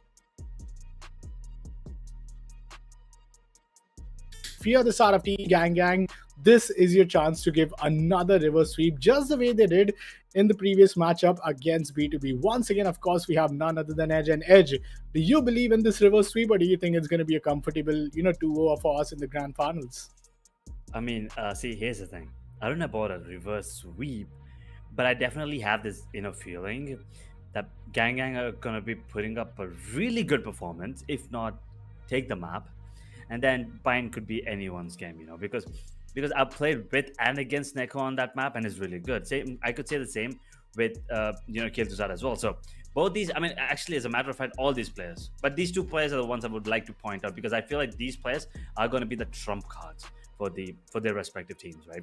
So I think Bind could be anyone's game, but Gang on Haven, I think I have to lean towards them, as a matter of fact. So I don't know about the reverse sweep to answer your question, but I definitely think we will have a map number 3 on the cards here. Oh, I mean, that's a pretty insane statement. I'm not gonna lie, I'm really, excited to see how this eventually comes out, because in the previous event that we saw, we were talking about, players doing something out of the card, maybe running a Yoru, maybe running a Neon, or, some insane plays. But yeah, the only player who absolutely stand out for me was Smoker. Was originally, like a Jet main previously. Whenever we used to see him in the competitive circuit, he was seen as a Phoenix in the map of Haven, and he actually won. It was a pretty interesting run nonetheless from the side of Team Gang, because they were down from map 1. Map number 2, they were down to 11-7 scoreline. And from 11-7, they went to 11-13. So that is how they secured the map 2, then went to map 3 and, won again. So that was a close semi-final. And I feel like once again, when this grand finals, the team needs every player as a whole to step up big up against a giant like Amigo Esports. I think it's going to be a pretty interesting and a very exciting map nonetheless. But what are the comms are we expecting? Are we expecting the old 2022 double initiator of, Sova Breach? Or are we expecting the new kind of comp, the Yoru and ISO combination that we have seen a lot this year? Well, I mean, you were talking about the Phoenix on Haven, right? So I think the Phoenix might once again come out on Haven here. But on the other hand, I think it is going to be the double initiator setup, pretty basic, Breach, Sova. As a matter of fact, I think that is going to be the classic combo here on the map of Haven. And I think that might be on the cards for the side of Amigos Esports. But on the side of Gang, as we all already witnessed, the Phoenix, I think a double duelist setup is most likely their comfort zone. And that is something you need right now. Right now, what they need is to be comfortable, with whatever agents they're playing, with whatever map, with whatever game style that they're playing, right? Especially the side of Gang, as we're talking about them. They need to make sure that they get this W. They don't want to go home on a 2-0. They definitely don't want to go home on a 0-2 in their favor, of course. So that is something you don't want to do. Even if you lose, you want to go down swinging. So at least have one map in the bag. And I think a double duelist setup was the one that worked out the best for them. And I think that is what they have to do here to maybe secure the W on the second map and take us into bind. Absolutely. I feel like you cannot just expect that they had such a good run and then they eventually just fell off that easily with the 2-0, especially after our game 1, which was like all the way towards, round 24. So I think when our first game itself was as close to ever as, like the overtime, I do believe that this is not going to be an easy map. And I feel both of these two teams have been having an history. Team Amigo Esports had an overtime in Haven, while team, like Gang won a 13-11 scoreline. So I'm really expecting, both of these two teams to give us a good show. And to top things up, it's going to be the side of Team Gang Gang, who will start off at the attacking side. So an attacking side in a map of three sides is going to be absolutely interesting, especially because the first half advantage is something that was given towards the side of Team Ganging. Even in the map one of Ascent, I don't know if I want to call it absolutely defense sided as much as Haven is attack sided. But yeah, I feel like Haven starting things up at attack, you have a lot of pressure because you have map one down. And if you eventually lose those early round, I think that's going to build more pressure to it. And then you absolutely have to rely on the second half. I feel the start, especially the pistol round victory, with they have been having the success rate is so good in the finals. It has to really go in the favor of Team Gang Gang, or else if they lose the pistol or if they lose the lead in the first half, despite having the attacking side, I feel it's really going to be a big struggle for them to really settle back. Definitely. I mean, here's the thing. Momentum is going to be a major, it's going to be playing a major role in this particular matchup again. As you said, Haven, attacking favored on paper, right? Theoretically, yes, attacking favored, because once again, usually two sides, 5 players divided. On this one, 3 sides, 5 players divided. So on paper, yes, it is still very hard for the defenders to maybe, defend their given side. But at the same time, we've seen a lot of teams, not just T2, T1, T3, at every level of the game possible. Defenders are also highly favored on the map of Haven. I am not really sure why, actually. but in our games as well, right? I mean, you play the game, I play the game. There have been rounds where even when we were down, 4-8 or 4-8 in the attacking half, that is, and then comes to defensive half, and then you just go ham. You just go 13-8. So there have been days, there have been games in where the defenders are the ones highly favored on this particular map. So it could go both ways, and I kind of disagree when someone says it's an attacking favored map. I mean, theoretically, once again, I understand, I see the logic, but with the way that these teams are playing, it could go either way. Everything goes out the window is what I feel like here in the map of Haven. The only thing it's going to come down to is going to be their agent composition, the synergy and the coordination, and at the same time, how good their aim is on this particular day, because we did already witness Smoker and Shara not having a great time with the weapons. With the utilities, they were phenomenal, but with the weapons, they're just not on par with the other players as of today. That is all I'm saying. I'm not saying they usually are not. I'm just saying that game number 1 was not their best performance. Absolutely, and I feel like that's a really good mention from you about Smoker as well. I think he really struggled in the first game. If I'm not wrong, he only had 5 kills. He was on a KO. Yes. Now, I did spoke about Smoker being, one of those old duelists. He was really good. He thrived in those jet plays. In him on Sova and Haven is what we saw in the previous one. And if we take a look at the composition as well in the previous matchup that they played, at the map of Haven, it was, Cypher, which was being played from the side of Team Amigo Esports alongside those two, Initiate and the default comp. But when it came down towards the side of Team Gang Gang, they had a Phoenix and a Killjoy on the hands of Ron, which is Buzz today. So having, Phoenix and KJ as an addition your composition, you have to really go heavy towards the defensive side. Your defensive side, especially those retakes, are pretty handy for you. You have the KJ, which you could really use to just look after 2 of those sides and just keep it for retake and heavily play towards one of the 3 sides. Let it be A side, let it be C side. And I think Phoenix and KJ in all together is a really good composition, as you might really put an agent like Raze or Fade. But when you look after Team Amigo Esports, they are quite default. I have not even seen them play, the Euro ISO much in the previous tournaments. So Team Amigo Esports, it's the grand finals, it's the match, it's the series point for them to make sure that they are the first one to close this map as quickly as possible before it goes towards bind. So I think that it would be really something insane to watch out for. I cannot wait to see what other agent, picks that these guys will be picking up. But I'm quite sure that changes might just come in from Gang Gang, and I'm not really believing in Smoker going on Phoenix. Maybe an ISO Euro and maybe a default comp, because you have to keep a balanced composition, especially when you go up against a giant like Amigos. Well, I actually think he's going to be picking up the duels. I think that is his comfort zone. And when you are not having a great day, you kind of want to lean back on the couch, sit comfortably, and I think the duelist is his couch, and he is probably going to be having a good time on it. Once again, you never really know. It's all speculation. Anything can happen, and we are still waiting for the players to actually get into the server. We are going to be getting into it anytime now. But the agent composition, as I've said, that is going to be the one that is intriguing me the most at this point, and a lot depends on it, right? A lot depends on the momentum as well. Moving on, they just had their lunch as well, if I'm not wrong. All the players as well, Wow. but they've had enough time, right? They've had enough time now here, ladies They and have the gentlemen. buff. So they have the food buff. And Yeah. we also, I'm pretty sure. Did you have your lunch? Because I already am full. Nah, I I'm cannot. ready. I mean, Oh no. Hyderabad lunch, I cannot. I just love the food there, and the players are just gonna get so much buff. Glad you had though, because the energy is just gonna be unmatched. But you know what? I can't wait to see how Gang is gonna be energized up against this match of duo die. Because as I mentioned in their previous series, the first match they were down 13-7. They lost that match. Then they came with a comeback, and that comeback wasn't even something that you would expect. They were 2 rounds away from elimination, and then they came back. That's a strong mental team. And you mentioned about the players.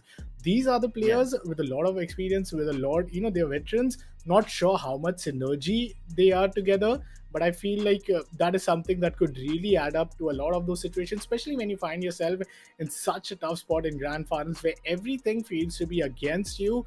And if you are Team Amigo Esports, you don't want to get too comfortable, because if you do, there might be something unexpected just on your way. Yeah, you're definitely right about this. I mean, we've seen a couple of rounds where Amigos, and I think the side of Gang as well. Well, they've secured the round at the same time, especially that 2v3, right? With Neko picking up the Phantom. I think they were a little too relaxed on that particular round. I think they got a little too cocky, if I may, and they kind of lost that particular round, which I think did play a major role in them pulling off that W on the map number 1. So you need to make sure that you have your guard up all the time. Take the game seriously, and just don't let your walls down. Even for a second, you cannot, because both these teams, not just Amigos Esports, also the side of Gang, both of these teams can pull off 50s. They, even with classics, you never really know. They can actually pull off a round victory, and then things can go downhill completely for the other side. So both of these teams need to bring out their A game. At the same time, be very cautious and be very aware of the opponent side, because even if you don't respect them, right? Sometimes I've seen teams where they just don't respect the opponents. You never really know. One round is all it takes. One goddamn vandal is all it takes sometimes to win a round and to lose a round as well. Absolutely, and I feel like many of those games that we saw in Ascent were just so, I think, heavily played from the side of Team Amigo Esports. They were so locked in, and I feel the starting few rounds from the side of Team Gang were pretty insane. We saw Caltazart going on for the knife, if you remember that round number 5, which turned out to be thrifty. That was not the round you want to lose. That would have been the round which could have gotten you an extra lead.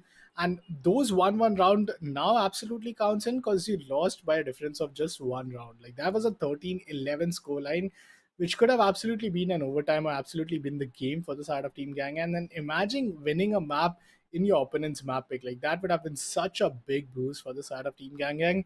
But nonetheless, we have 2 maps remaining. Big maps nonetheless. If we go to bind, I am really hoping to see some Brimstone, Rays, and Neon plays, because I cannot wait to see what these players do or absolutely destroy when it comes down to Neon.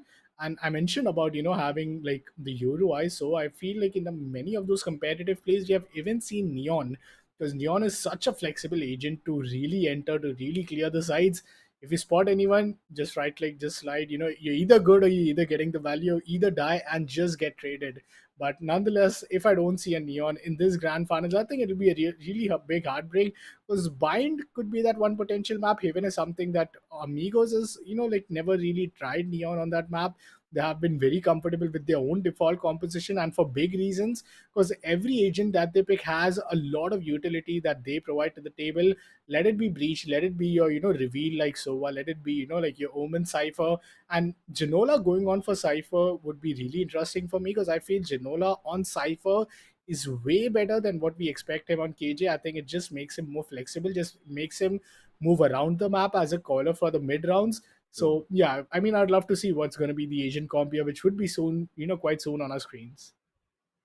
Now, since you bring that topic up, right, the Cypher versus Killjoy, I do not know which side I'm leaning towards, but forget about all that. We'll talk about the agent select in a minute. For now, let's just jump straight into the rounds because the players are already jumping into the side as Kaizen takes down one, scratch that and make it a double. The side is already in the control of Gang Gang, and yet again, starting off the game with a beautiful pistol round. He's gonna be Gang Gang or other. Yeah. So Team Amigos in a retake position. Not the best position. I feel like you have Sarix on the look. Shera had an option. He really had that, like opportunity. But nonetheless, Shera is going to find another one. 1v2. What? How in the world is this converted into a victory? Amigos Esports. They didn't have the numbers advantage. They literally had nothing and so many role swaps. You have Ginola now on the initiator. You have Zion now back on the Sentinels. Neko once again up with the initiator role, and Sarix being the classical jet. Role swaps have absolutely driven me, have surprised me. But the most surprising fact is actually Team Gang Gang not picking, like we used to see, I feel, if I'm not wrong, it was Buzz who went on a KG, but this time he has taken a Cypher. With, the attack half, I think that's a really good pick. But yeah, I mean, what's your thoughts on those pistols? I mean, that's really not done to lose a 3v4 into a 3v0, like not even trading a single kill. Cover going out. A 3v5, by the way. Also, I am still trying to process what the hell just happened here in this particular round. But it is going to be a buy coming in from the side of Ganga as well. Once again into the side. And I really love the confidence they have on Smoker, giving him the duelist. And immediately, there you go. He's stepping up to the plate, making sure he gets those kills, gives the space as well, gets those 2 trades.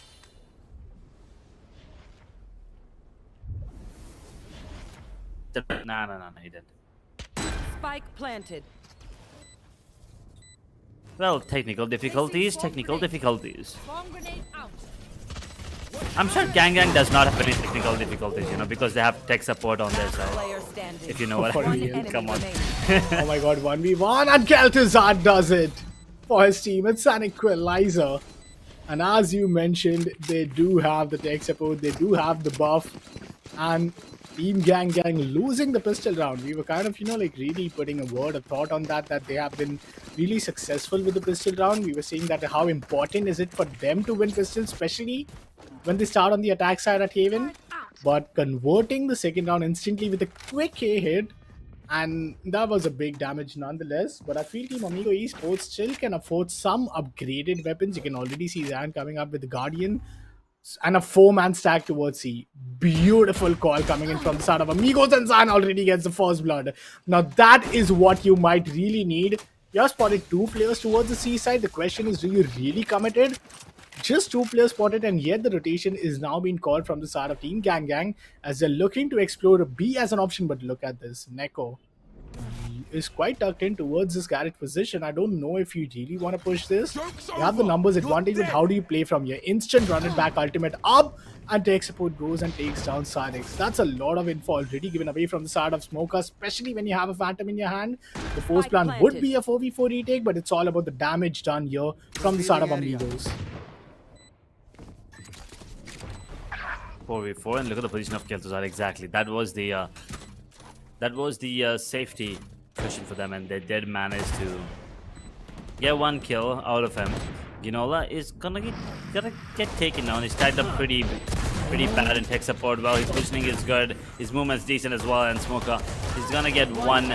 Ooh, Xion somehow managed to land that flick, and Ginola, I think, might be a little too much for him. He's gonna get taken down. Yeah, he's dying to the spike probably. Does not want to give away the ultimate orb point to anyone there.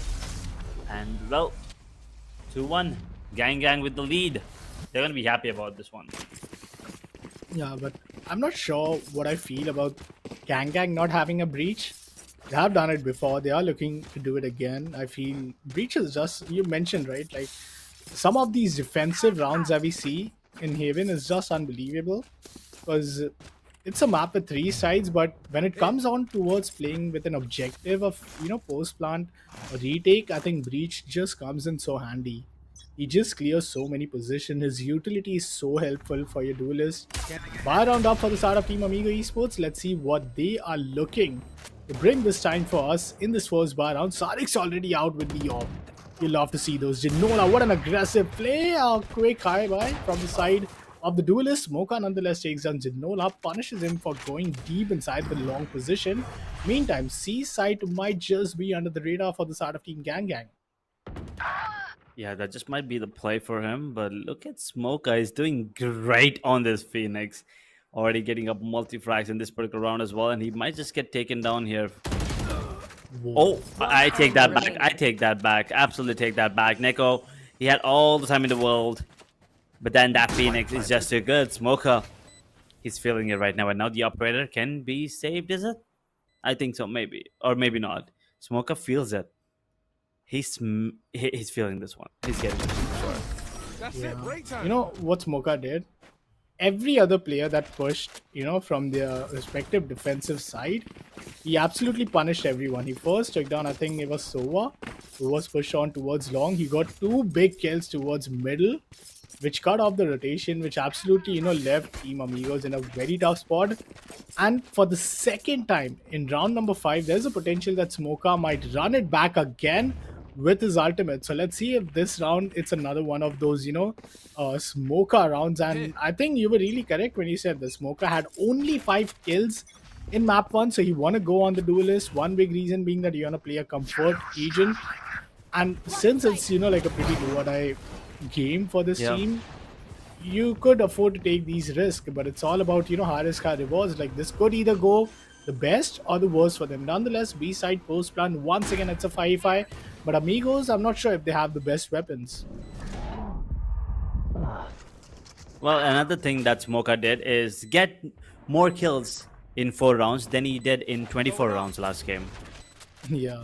So, I mean, his confidence is gonna be high for sure, and he must be he must be willing to, he's gonna be having this feeling that he wants to prove that he is better than what he just performed on the map of Ascent. But Shera, well, he's proving he's better than what he was on the map of Ascent as well. And all of a sudden, it's a 1v1 situation, and that Sheriff might just be beneficial coming into play. But the Shoddy now coming in.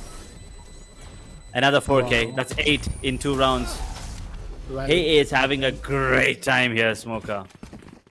Oh my god. Well, too, often whenever we kind of talk about players having such a strong start, it kind of, doesn't go as well. Like, Sarix had a strong start, and then for the entire, first half, he wasn't able to really look up that good.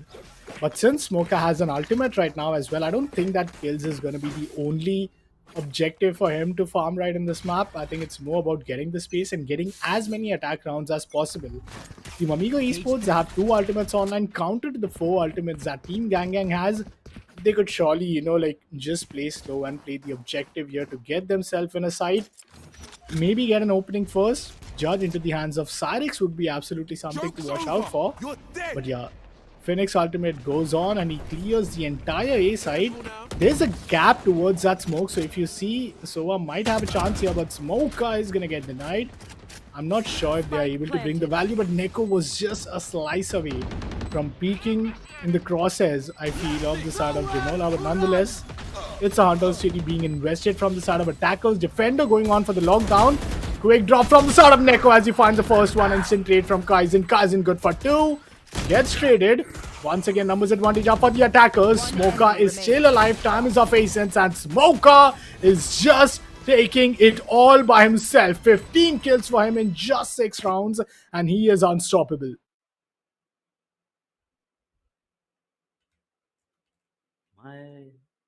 My.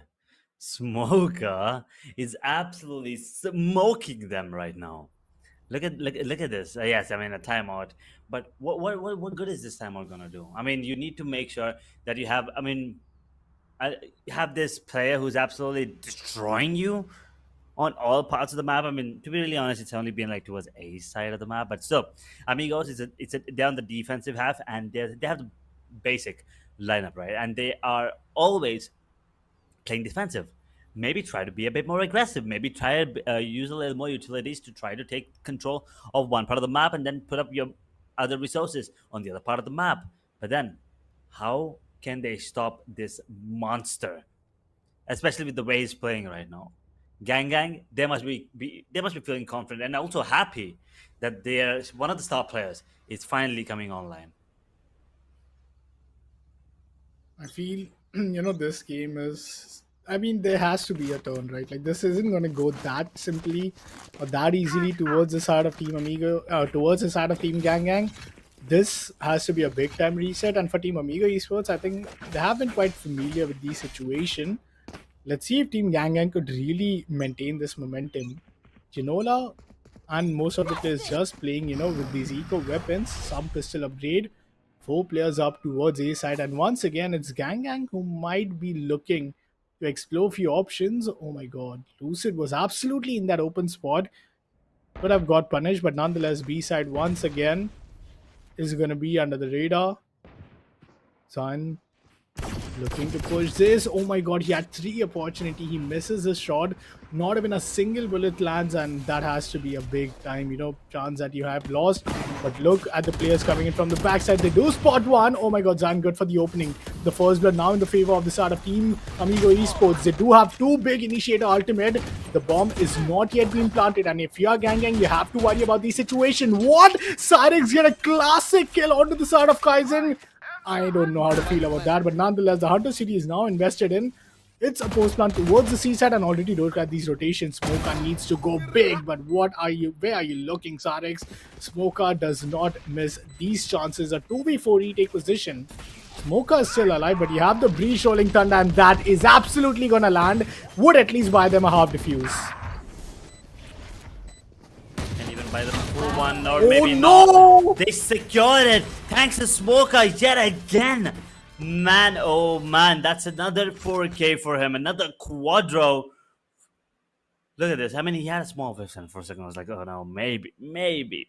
But then those hot hands. Oh, game saver. Round saver, I'm sorry. But that's a 6 on the board. This might just be a one-sided affair here on the map of Haven, and this is exactly why Gang Gang wanted the map of Haven.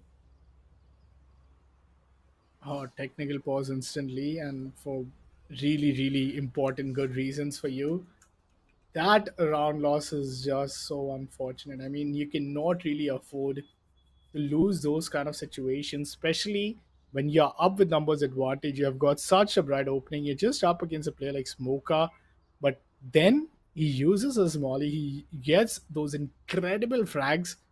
Even though I feel time was of Ascent, Team Amigo Esports might kind of be satisfied, but not the best, happiest yet.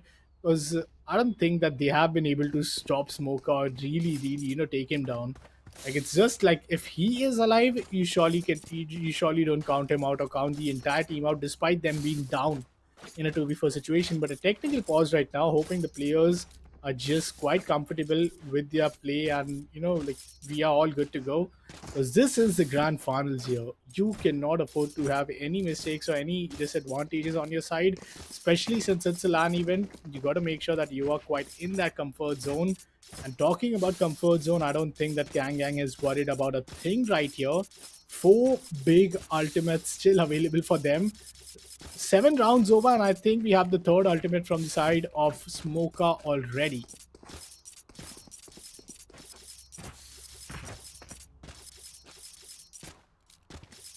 Technical pause as we're just waiting. Once again, this does give time for the players and the teams and everyone to talk about, and this also gives you guys time to you watching the stream live from home, enough time to check out the laptops, the Lenovo laptops powered by Intel.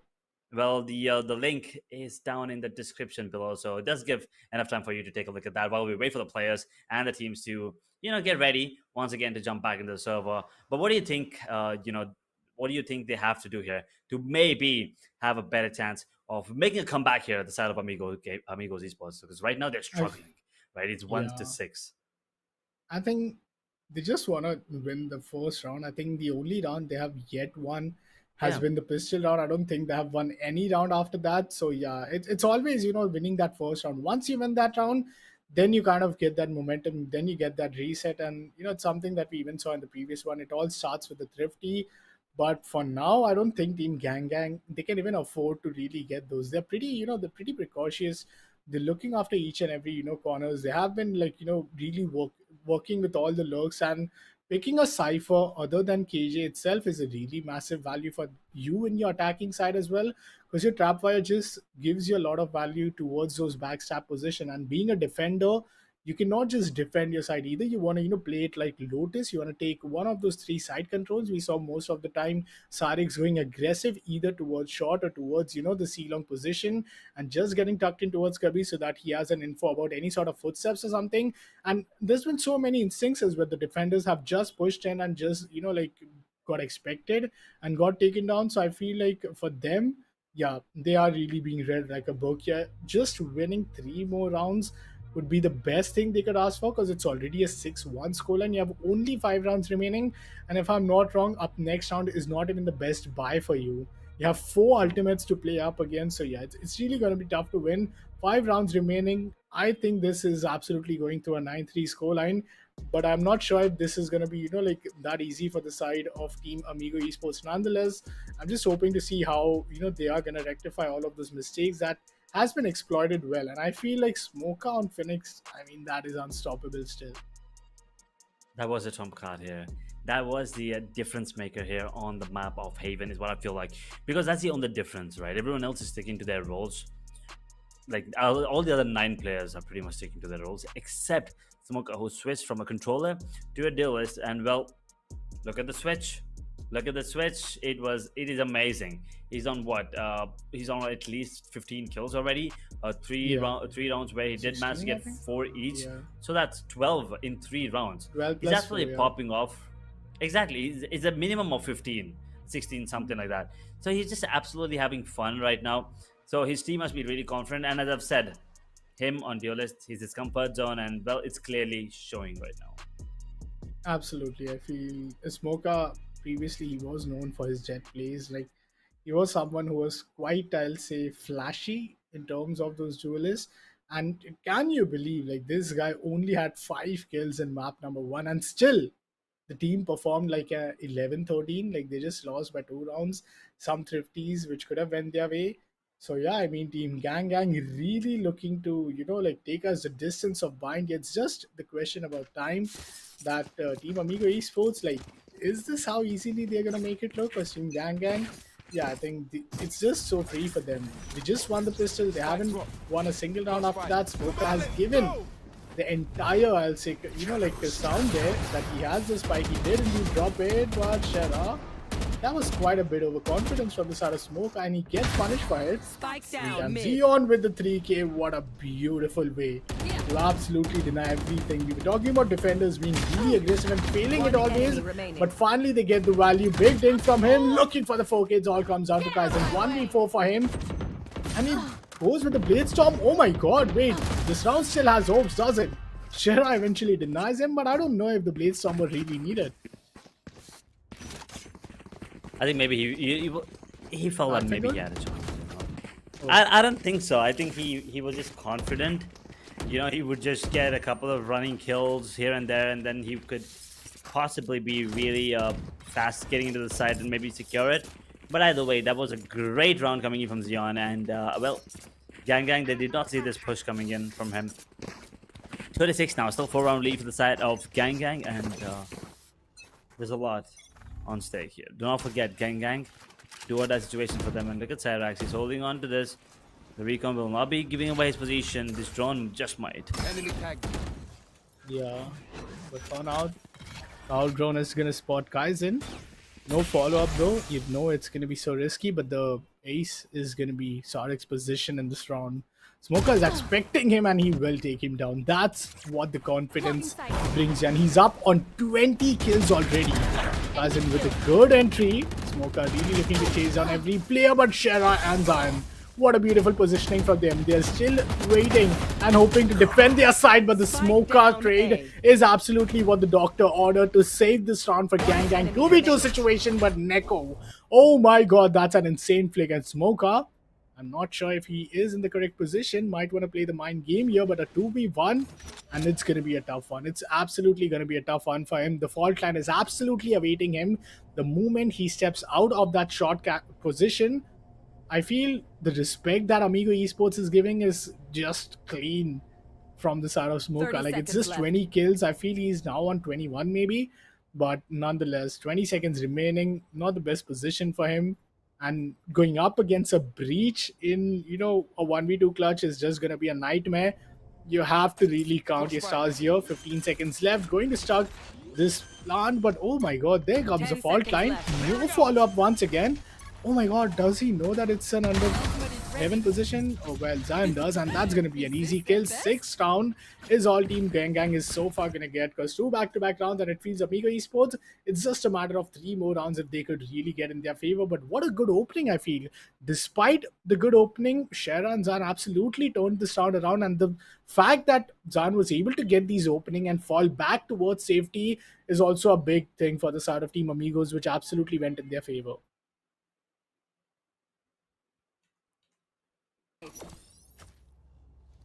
Well, that brings it down to 3 rounds now. The difference, the score, the lead, the difference here. Also keep in mind that they've already used 3 run-it backs. 3 times Phoenix was able to get his ultimate, and Cyrax, well, he had the better weaponry, especially for that angle. And still, Kaizen is like, you know what, that doesn't matter. Crouch, boom, headshot. And Shera, well, I don't know what he was trying to do there, but this time around he's gonna manage to only get 1. And Kaizen, he could be getting another one. Same way, same result. And 2 versus 4, while the spike makes its way towards C. They're walking towards C, so they're not gonna be heard. But the smoke will give away the position, and immediately Jian will make his way back into the site. He gets spotted, I think, through the wall here. A beautiful flash. Player standing. He did try to dodge it, but then Smoker was like, you know what, easy. I will just try to trace you out. And Kaizen crouch peeking. That is something you usually don't see, right? A crouch peek. Yeah. He has been crouch peeking a lot and actually getting value out of it as well. So like, I mean, just note down, I guess. But 3-7 scoreline. 2 remaining rounds for this entire half, and I feel Team Gang would be so happy even if they manage to get at least 8 rounds. Like, I do expect a 9-3, but the way Team Amigo Esports recovered after that timeout, I feel that's the most they could ask for. But yeah, the economy is... This is going to be a really tough round. I don't know how they're going to manage to really bring any value. I think maybe it's going to be Neko, the guy with Hero Rifle, to do a lot of value, but Smoker with the 4th ultimate inside this first half once again looks to do all by himself. But Kaizen just updrafts himself towards an advantageous position. Shera good for the opening, but Smoker with the trade B side and the post plant is what they have. And if you updraft, you are absolutely going to be heard. But yeah, I think he did hear him. Oh, big damage nonetheless. I think that's a right click head damage, but still gets traded. 1 single, I feel, ultimate available for the side of Team Amigo Esports. Oh my god, Ginola does him dirty. 2v3, still it's about saving these weapons, but Zion, he's just giving him freebies, and it's all come down to Smoker. A lockdown investment, 20 seconds remaining for the post plant, and I don't think it's going to be an easy one for Smoker. But the time is of the essence, as you usually say. Smoker! How did he not predict this? Wait, didn't Ginola just shoot? Yeah, they won. Oh they did. They do have the run, but my question is, how did Smoker not hear them? He shot a couple of rounds of bullets there. I thought he was gone. So many. Not really. Questions. I think they did manage to. I think Light By was there. Yeah, I think Neko and Zion had weapons. Yeah, I think this beautiful Vandal I've seen only in the hands of Zion. But whoa, man, Zion. Like, he just kept peeking him one by one, and he absolutely punished it. And look at Zion, like with 13-10, Smoker with 25-5. Like that has to be a smurf if you really see one of those plays. But nonetheless, 4-7 scoreline. Amigo Esports all the way from 6-1 to 7-5, and here is the opening. You missed the op action from Sarix. You absolutely get it. For now with Smoker, I mean, he's just gonna run people down. Kaizen and Smoker. The duel is looking good, but oh my god, the blade storm out on Cyrix!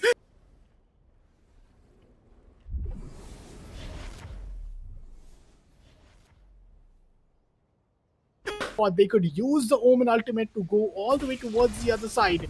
But right now, if you are Team Amigos, you want to play as a unit, you want to play as a team, and not give those individual picks. But Smoker had an opportunity. HP not the best for the side of Sarix. Bomb not yet stuck, but Sarix is gonna get taken down. Zan with an instant trade.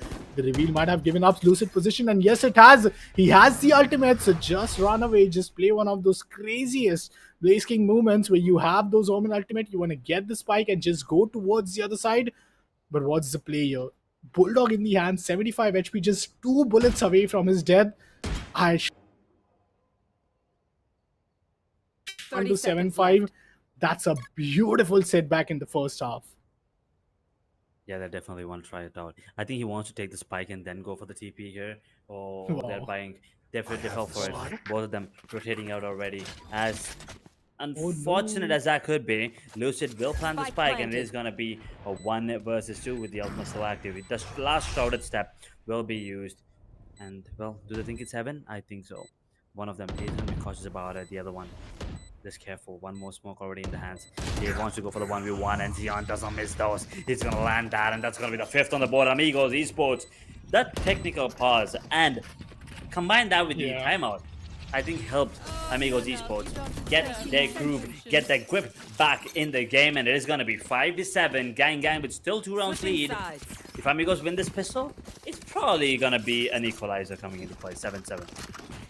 Yeah, I feel that timeout really did a lot of things. You know, Team Amiga Esports were kind of able to come and correct their wrongdoings, but I feel it didn't change much. Even if you look at Team Gang, those opening kills which Kaizen and Smoka were bringing in was absolutely insane.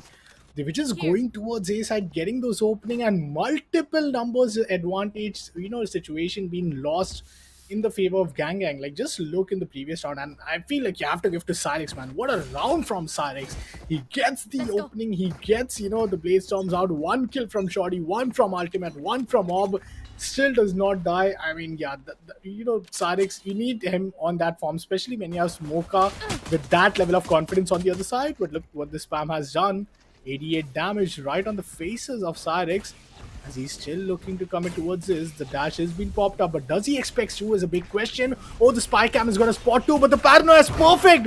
I don't know if the reveal is going to do anything, but oh my god, some wave shot, and that's going to be really punishable. It's going to be a big kill. Smoker gets a team kill as well. I don't know if that counts, but nonetheless, numbers disadvantage. Amigo Esports might not be in a good spot. Spike is dropped in the middle of C-side, and it's going to be all down to Zan to once again do the miraculous here. Gets the first one, 1v3 for him. But yeah, I think Team Gang, they have a really good win percentage in terms of those pistols. You cannot afford to lose this. This round is your insurance for 4-round lead. Yeah, Gang has been really good on pistols. As you already said, they've been really good on this one. But last time, they've been a little, they were a little too relaxed, and they were taking down 30 seconds on the clock, and I think this time they're not making the same mistakes. They have a really good crossfire setup here. Everyone's speaking off of each other's contact. So Gang, they will be securing an 8th on the board nevertheless. Wow. No more chances left. Will take him down. And that's the 8th round for the side of Team Gang. 3 out of 4 pistols being won. I'm not sure if I practically want to call it 3, because in the previous one they did win the pistol round, but instantly they were able to secure the follow-up. So Team Amigo Esports, losing that follow-up round was absolutely, I think, expensive for them. But Team Gang, I mean, looking strong. We all want a map 3, and that's Bind, and I hope that these teams do eventually deliver. But Team Amigo Esports, because they were not able to get the post-plan situation, I don't think they could even think of, affording these forced weapon. But Kaizen, beautiful headshot, 2 big kills, and it's the duelist once again right on the charts. Spike making its way in towards the C garage position. The fight of omens. Lucid might have an opening chance here, but oh my god, that's an unfortunate situation for him. Can they at least get a spike plant here? Some additional 300 creds for them. Meantime, if you take a look at the positioning from the side of Buzz, look at him. All the players are just pushing in. Janola tried to readjust his crosshair. Got taken down, and it's going to be Zappu. Will come from the backside. I'm going to take him down. A 5-9 scoreline. 4-round lead. And something that we might be familiar with was a 9-6 in the previous map and a previous half. But this time, it's a big advantage. I don't think that Team Amigo Esports might really be quite happy with the start they got in the second half.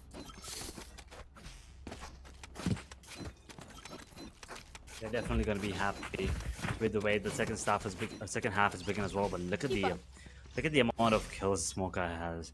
And at this point, he's like, I don't care who. I just want kills. You know? He's like teammate, opponents, doesn't matter. Kills. All I need is kills, and just give me. Sarah Shiri is really quick onto a shot. I'm sorry. Towards sure, but then why is he just holding off? Oh, that's a beautiful drone there. Xion does manage to take down Kaizen. The play did manage to work out, and that's a default coming in. Look at the positioning once again from Smoka. The rotations are on the cards here. Switching towards C, are we? They're just giving away A for free here. It all depends on how much Cyrax wants to go for this one. So he spots the mini cap from Zan, and that's a big kill. I think Zan being alive was really doing so much value, and now they're absolutely, left with no much option. They're making it look as if it's a fake C side hit, but the cam, I don't know if it's destroyed. I think yes, but A side is now under the hit from the side of Team Amigos. So you have like 35 seconds for the spy cam to come. Meantime, the post plan is going to come in from the side of Team Amigos. It's their buy round. So you have to make sure that you eventually do want to win this round, but with saving as many weapons as you can.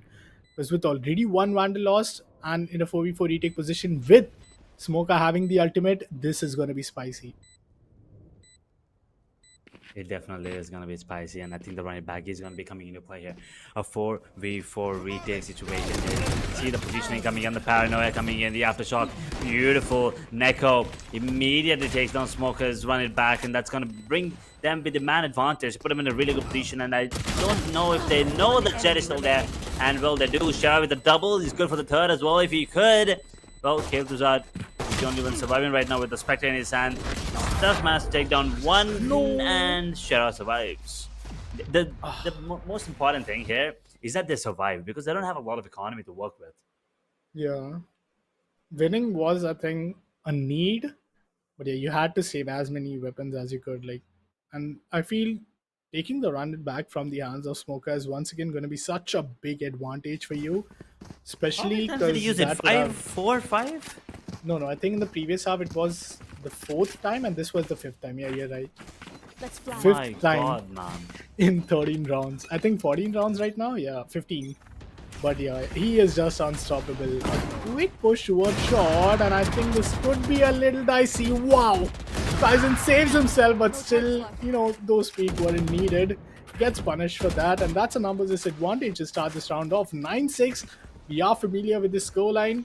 Team Amigo Esports, they did it once. Can they do it again to close out this grand final is a big question, as Gang 3 rounds away from their own map point and their map pick. And that's an orb being upgraded for the side of Kel'Thuzad. I mean, we spoke about Smoker too. I think Kel'Thuzad also was like a big time jet main at his time, back in 2 years. Not ready yet. Probably, but they're doing a really good job on whatever agent they're playing right now. And they are securing the position towards A. And will they expect this operator? And what the hell was that? A misclick? Probably a misclick, Yeah. but the play is going to be towards C. Omen will be hearing all of this. Wow. Will he go for the kill here? He definitely will, but guess what? Let's tap it better. It gets taken down immediately, and the site 30 will seconds be left. under the cover. Yep, it'll be under the cover of Shera, who's already on site with the help of the ultimate, and now the smoke coming in as well. Xion does manage to get one from the back, and now it's a 2v5 situation. Xion, what timing was that? That was absolutely beautiful. Smoker is expecting this. He wants to make sure he clears this, but Xion is just too good. It's all down to Kel'Thuzad once again, who was on A, started the round, and now the only one standing, trying to maybe save the operator. Maybe. Yeah, that's a big maybe, because I don't know if he expects him. Shot down. Yep, Kel'Thuzad just saved that orb, ran away. Revealing No area. worries, but you have Cyrax. Oh my god, he did manage to pick that up. It's a run. It's, a race towards the, finish line. It feels that you just want to save yourself, but oh my god, Kel'Thuzad, he's just running away at this point. Spike Why is is he- planted wait, what? towards Z-Fall, so he could be saved here. Yeah, he could be saved here, but Shera! Oh my god. Wow. That was quite dramatic, don't you think? I think he panicked there. I kind of think he panicked a little too much. Too many team comps? Maybe, probably. Probably. Like, he was just. I don't know. He only had one angle to watch and he was not watching it. But either way, guess what? Amigos Esports, they're only 2 rounds behind now. There's a lot happening here, ladies and gentlemen. Yep. 2 rounds. Oh, I don't know how I 50-50. feel about this Gang not giving us a buying map, but yeah, I think this round is just getting exciting. Maybe a Thrifty, because we have seen no Thrifties yet from Gang. B side is completely open. They're taking a gamble towards C and D. C and A, I'm sorry. And they're already making their move now. Look at the positioning coming out from Smoker. He's pushed up, see. He might just push it up even further. Kael'Thuzad getting that control with the drone that actually gives a lot of information. Kaizen open things up, Neko, and look at Lucid. Helping his team up with the paranoia. If he lands this kill onto Killjoy, a lot can go down here. Yeah. Wow, Lucid, what a beautiful position. He still manages to get one. Only if that turret did not really, spot him in that position. But still, I feel like you get the kills, but, as a reward, there's no weapons to be retrieved. So, like, Team Amigo Esports, I feel the mid-rounding calls from Genola in this map is really good. I feel Amigo Esports and Attack, you can already see the way they have recovered. They have played some of these rounds, always outplaying, their opponents in terms of hitting towards any bomb side with really less number of players in it. Like that mind game from Amigo is absolutely insane. But talk about mind game. Team Gang, they know they don't have the best position in terms of, game. Team Gang, they know they don't have the best position in terms of, buy yet. So why not play aggressive? And that aggression has already given up a lot of info that there's no player towards C. Maybe it's a B or A hit. And if you are Smoker and you push that garage position, you are just locking the lurker at this point. It's all about the timing. Smoker, can he find him? No, he did not. 10 seconds left. But I think Zan absolutely spotted him. Oh my god, the timing was insane. It was down to a second when he just turned back. And now all of a sudden it's numbers advantage. It's lockdown being up. Only if that was a kill. But the lurk from the side of Kael'Thuzad is everything that could be needed. Zion once again is going to slip out of that position. So the lurk once again close to nothing. Time is absolutely running out. You want to make it expensive for the side of Amigos, and Kael'Thuzad gets spotted. All comes out towards Buzz, and Sarix is gonna take him down. An 8-9 scoreline, a difference of 1 round. But I mean, Team Gang, that was so beautifully played from their side despite having no weapons, and the first time out I feel from the side of Gang as well in this map. Yeah, because they didn't really have to take that time out. They've been really dominant here in the first half as well, especially with Smokey dropping the players on the side of Amigos Esports as if they were goddamn flies. But now Amigos Esports, they set up their foot in the game. They understand the way that Gang's playing, and they understand that the major part of that is Smokey absolutely dominating. So they're like, you know what, we'll take Smokey down, we'll take Kaizen down, and then we'll deal with the other 3 later.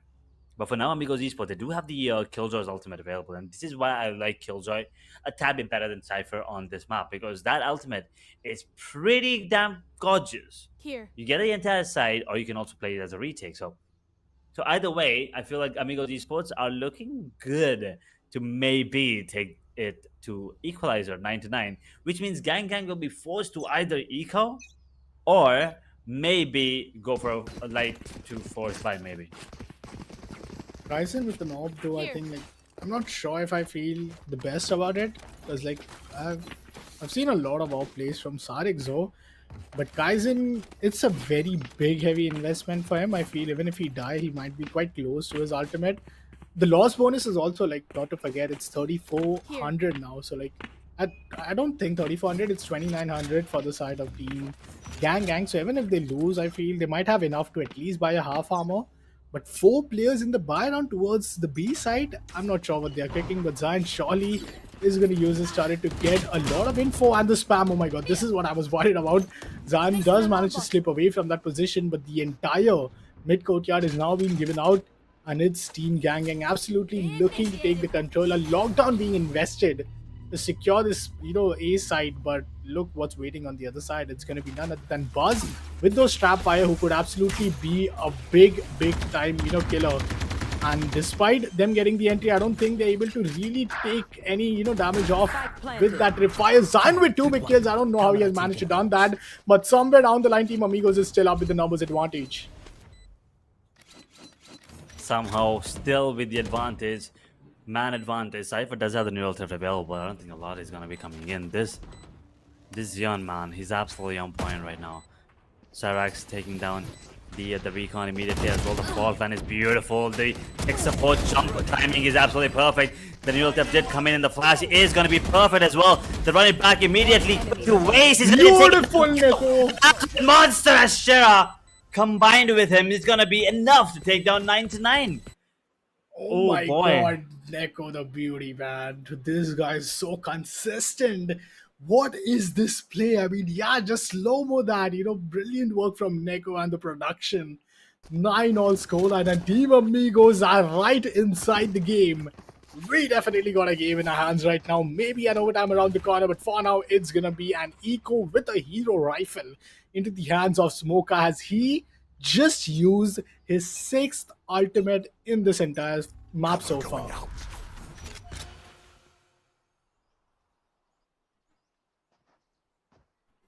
Man, oh man. The equalizer coming in. Kaizen with the ultimate as well. The blades are out. Are those blades sharp enough to maybe make Amigos bleed like they were in the first half? As Zion, I don't know if the stat that we saw in the first game, the 8 first bloods, are right or wrong, but I'm pretty sure Zion has more first bloods than anyone in this part of the game because he's having a great time. Maybe not Smoker, but pretty similar. Look at him. He's the goddamn duelist. You're a sentinel on attacking half, and he's like, I do not give a damn. I go in, I tap, I kill, you come in, plant, and just get your goddamn rounds. That is what he's saying to his teammates right now as he secures the B side as well. Plays towards A. Kaizen, he's in a lot of trouble. He's obliterated. And now the only one that can do something is Smoker. But even him cannot outstand. Even he cannot outplay these players. Wow. What is happening? How did this happen? I want to look at the scorecard once. I actually kind of want to look at the scoreboard. Yeah, you want to look at the other side of the scoreboard. You know what I mean? Like, we just take a look at Smoker. Yeah, we were only focusing on Smoker, exactly. Yeah. Okay. Yeah, I mean, a little slow start. I feel the duelists are kind of doing a real big heavy lifting. But the difference between the top fragger and bottom fragger, just bigger and bigger. For Team Amigos, it's 20. For Team, Gang Gang, it's 23. But like, I feel this isn't gonna be an easy walkover for Gang Gang. Like, I was trying to mention that a Phoenix on the defensive side could be so useful for you in those retake. But like, I feel the way you're seeing the calls from the side of Team Amigos is absolutely insane. But this time, a good flasher. Lucid gets punished for that position. You have no Zan getting the first bloods yet, but yeah, it's going to be Neko who will punish Lucid in that position, and Neko goes for the ultimate. Smoker is not yet stunned, so Smoker could really save his teammates right at this position, but no, this is going to be so tough. Shera is going to get a big value onto the side of Smoker, and Shera will get punished as well. Oh my god, that was a beautiful, beautiful position. Nonetheless, Zidola with the Odin and Neko with another one. Smoker has to save it. 1v2 for him. He has the firewall indeed to just heal himself, but the time is of Ascent. 18 seconds remaining, and he still might really work around, might want to punish any of the Amigo players who really pushes him towards the side.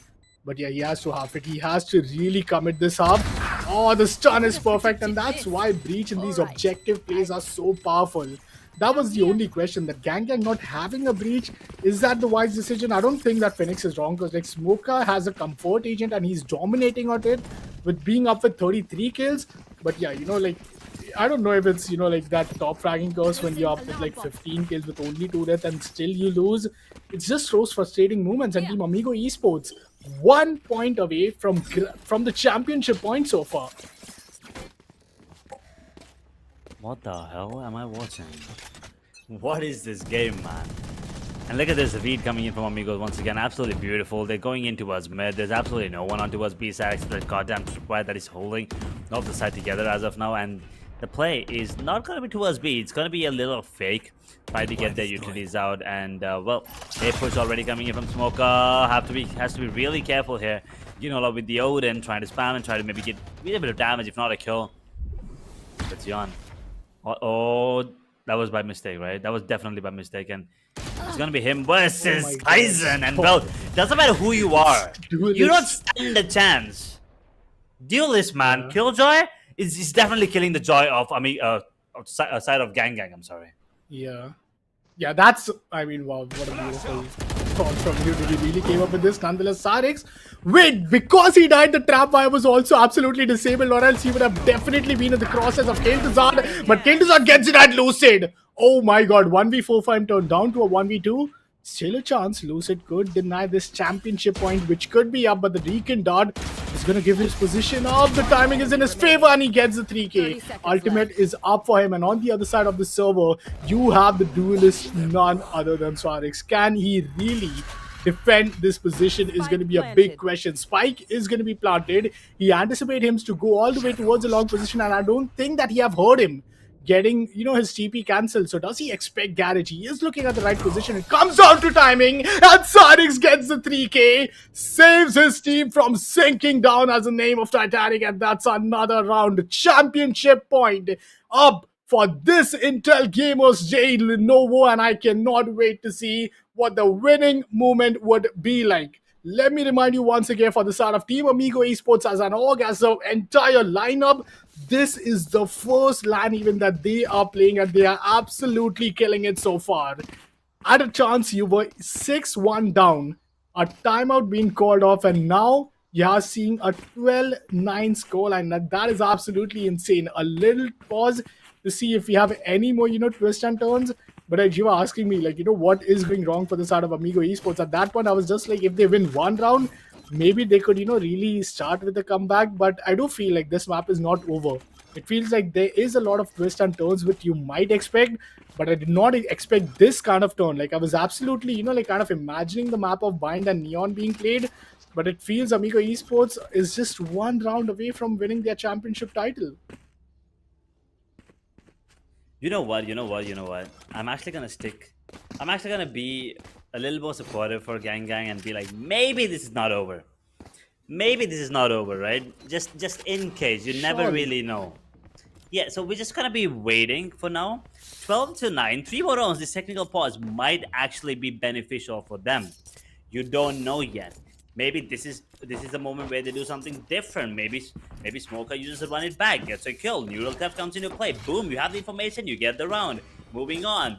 You don't know yet. Amigos Esports, the only thing that concerns me if you're a Gang fan is that they do have Amigos on the other hand. They have a retake ult and a Sova's ult as well. And by the retake ult, I mean the lockdown. So 2 insane ults, combine that with the Yeoman's Outer Shadows. So there's a lot of ultimates that could be the round saving, and they only need one round, which is the saddest part if you're a Gang fan. But now here, ladies and gentlemen, potentially the last round here in the best of 3 grand finals. Gang, they need 3 rounds back to back to take us into overtime. 7 ultimate. But let's see.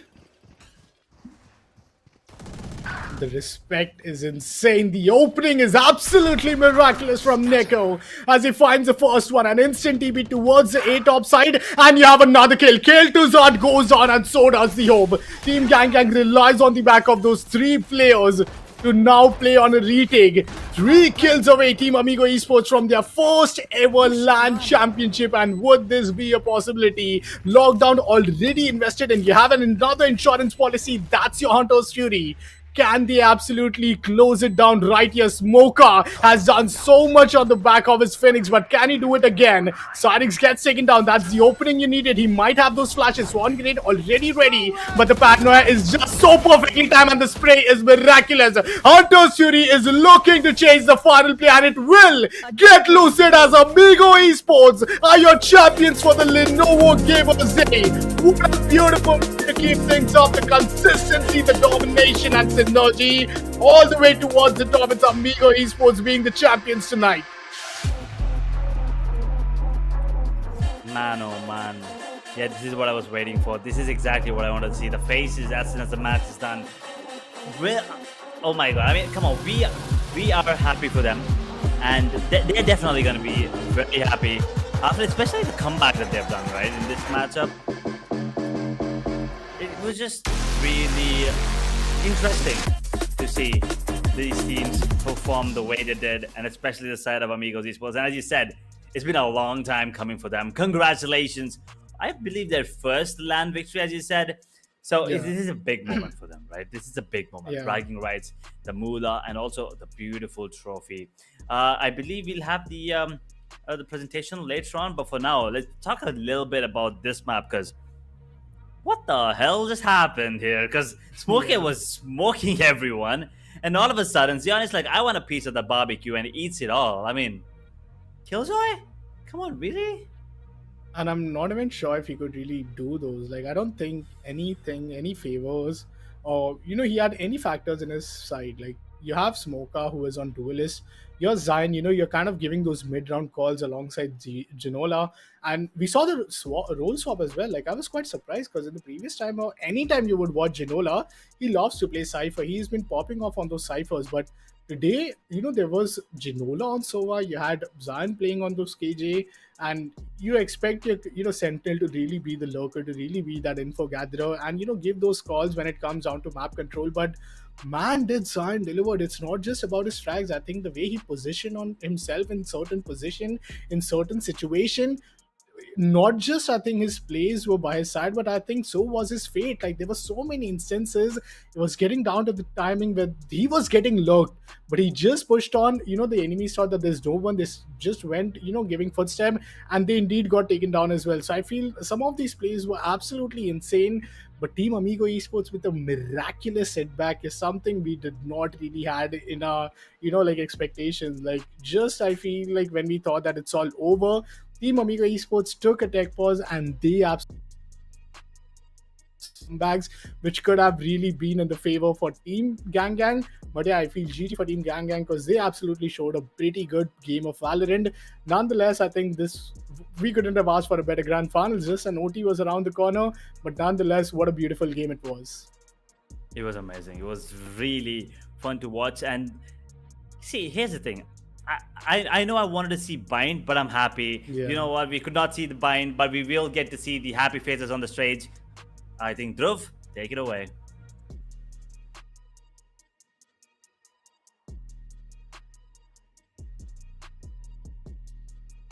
Ladies and gentlemen, welcome back to Intel Gamer Days with Lenovo. So, we saw Team Amigos Esports battle out against Team Gang Gang, and ultimately, our winners for the Valorant tournament for Intel Gamer Days Lenovo is Team Amigos Esports. Can we have a round of applause for them? I would like to call upon the captain of Team Amigos and the captain of Team Gang Gang. Well, first of all, so Parthiv, we saw match one. Yes. Match one was pretty close. Yes. It was anyone's game. What happened at first game? The first half, we actually couldn't read them. They were really good. Their plays were really good. So we just took a timeout, and all our teammates got our mental set down, and yeah, we got the map one. Were you under pressure as this was your first LAN? Not at all, not at all. Not at all? Okay, amazing, amazing. Well, Shahul. I mean, first map, it was a good map. But what exactly happened? You had lead. We are just having our lead, but we ended up in choking, that's it. Okay. And what about the second game? Second game, you had a pretty strong lead. Yeah, Smoka was really doing his part. He had like almost 2 KDA in the 6 rounds. He did pretty much good for the team and everyone, but we couldn't. Yeah, again, the rest of the other players, me and other player got choked out, that's it. And congratulations for Amigos Esports. Congratulations. Anything you would like to say to the audience, to the students of Voxen? This goes for you as well. Thank you, Voxen University, for conducting such a tournament, and thank you, TEC. Yeah, Thank you, Ascent University, for giving us this wonderful chance. And thank you for your support. Love you all.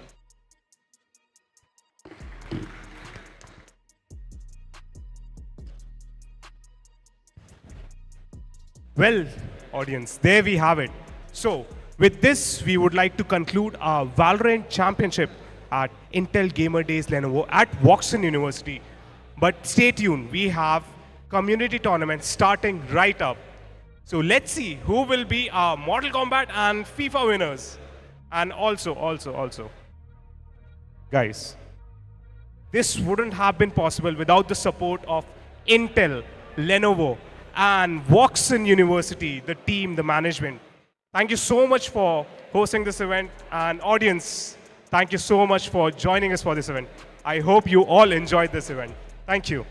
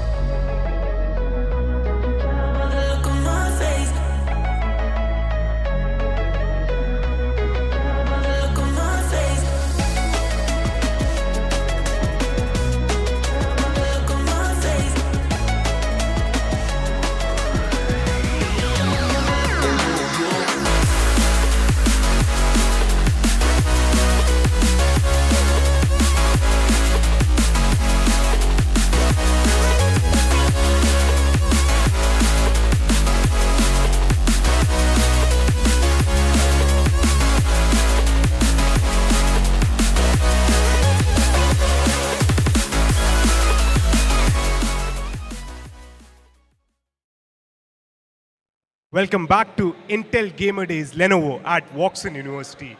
So, it's the time to call upon the runner-ups of this tournament, Team Gang Gang. Can we have you on stage, please? And I would also like to request Roshan Ascent to present them their runner-up check.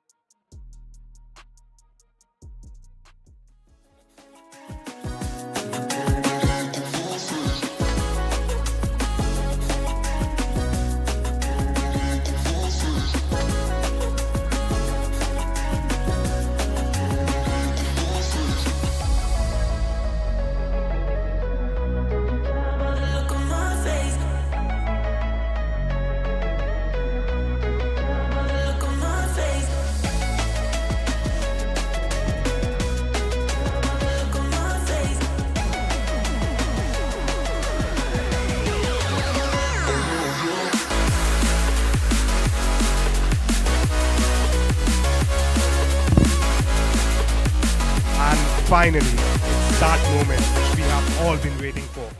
Let's call upon the stage our finalists and the winners of this tournament.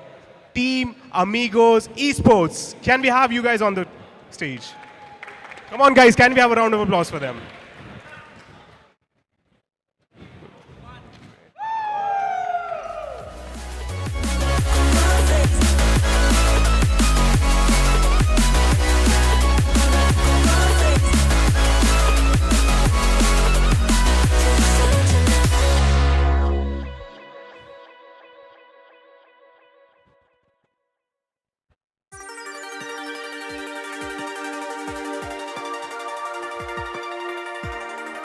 Once again, I would like to thank Intel, Lenovo, and Watson University for making this event happen. And audience over there, thank you so much for joining in. So there's one more thing. This is for the students at Watson University. So we'll be starting with our community tournaments in another 5 minutes.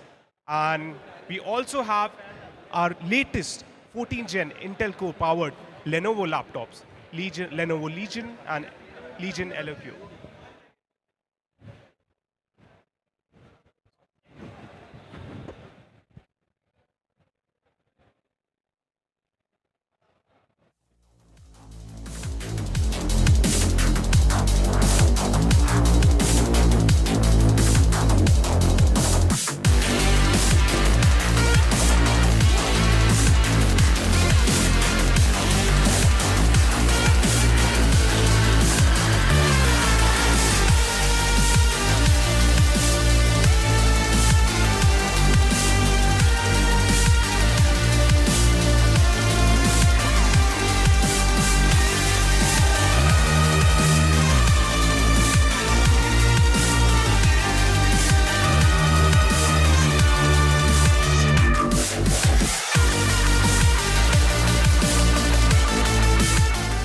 Let's take you through the booths which we have at Watson University. So first up, we will be going to the racing sim booth. As you can see over here, there's a lot of crowd. A lot of people are waiting to experience the experience booth. As you can see on my left, we have a lot of gamers over here who are excited for this. So, what's your good name? Taha. Are you excited for this? Is this your first time experiencing a racing sim? Yes? Yes, So, do you think you'll be able to beat the game? probably. Probably. Okay, thank you so much. Next up, we have the experience zone / the community tournament. So, this is the area where the real game is going to begin in another 10 minutes. As you can see, we have Intel Core powered Lenovo laptops. We have the Lenovo Legion laptops as well as we have Lenovo LQ laptops.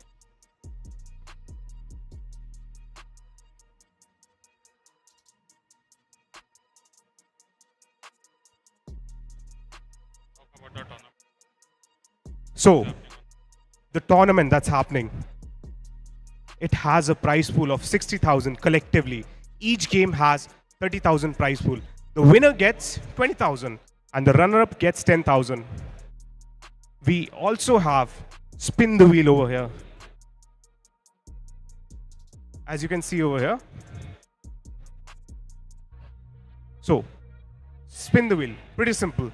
All people have to do is they have to spin the wheel and they can get any one of these questions. So if it's quiz time, we'll be asking some Intel related quiz.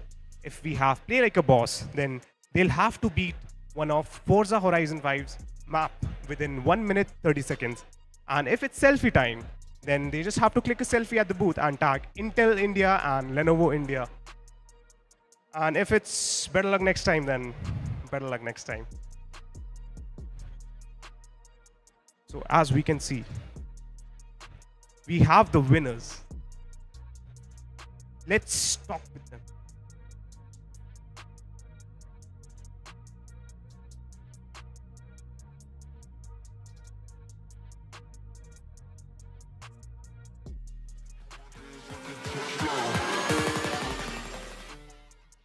Every victory is born of defeat. Hey guys, welcome to the stream. Moments that beg you to give up. Behind me. But you push on Okay, we got this. relentlessly. Always moving forward. Because the game only ends. If you let it. Reach your impossible. Lenovo Legion.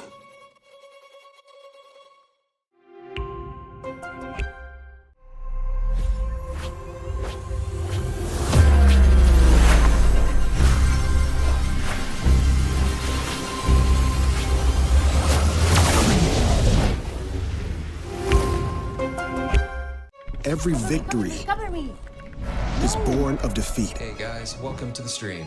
Moments that beg you to give up. Behind me. But you push on, Okay, we got this. relentlessly. Always moving forward. Because the game only ends. If you let it. Reach your impossible. Lenovo Legion.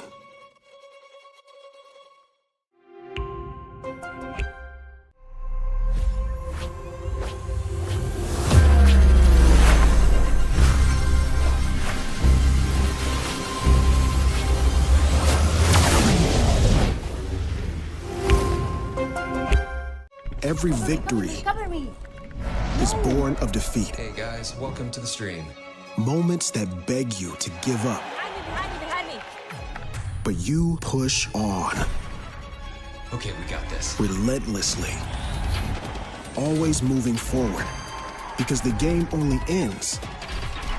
If you let it. Reach your impossible. Lenovo Legion.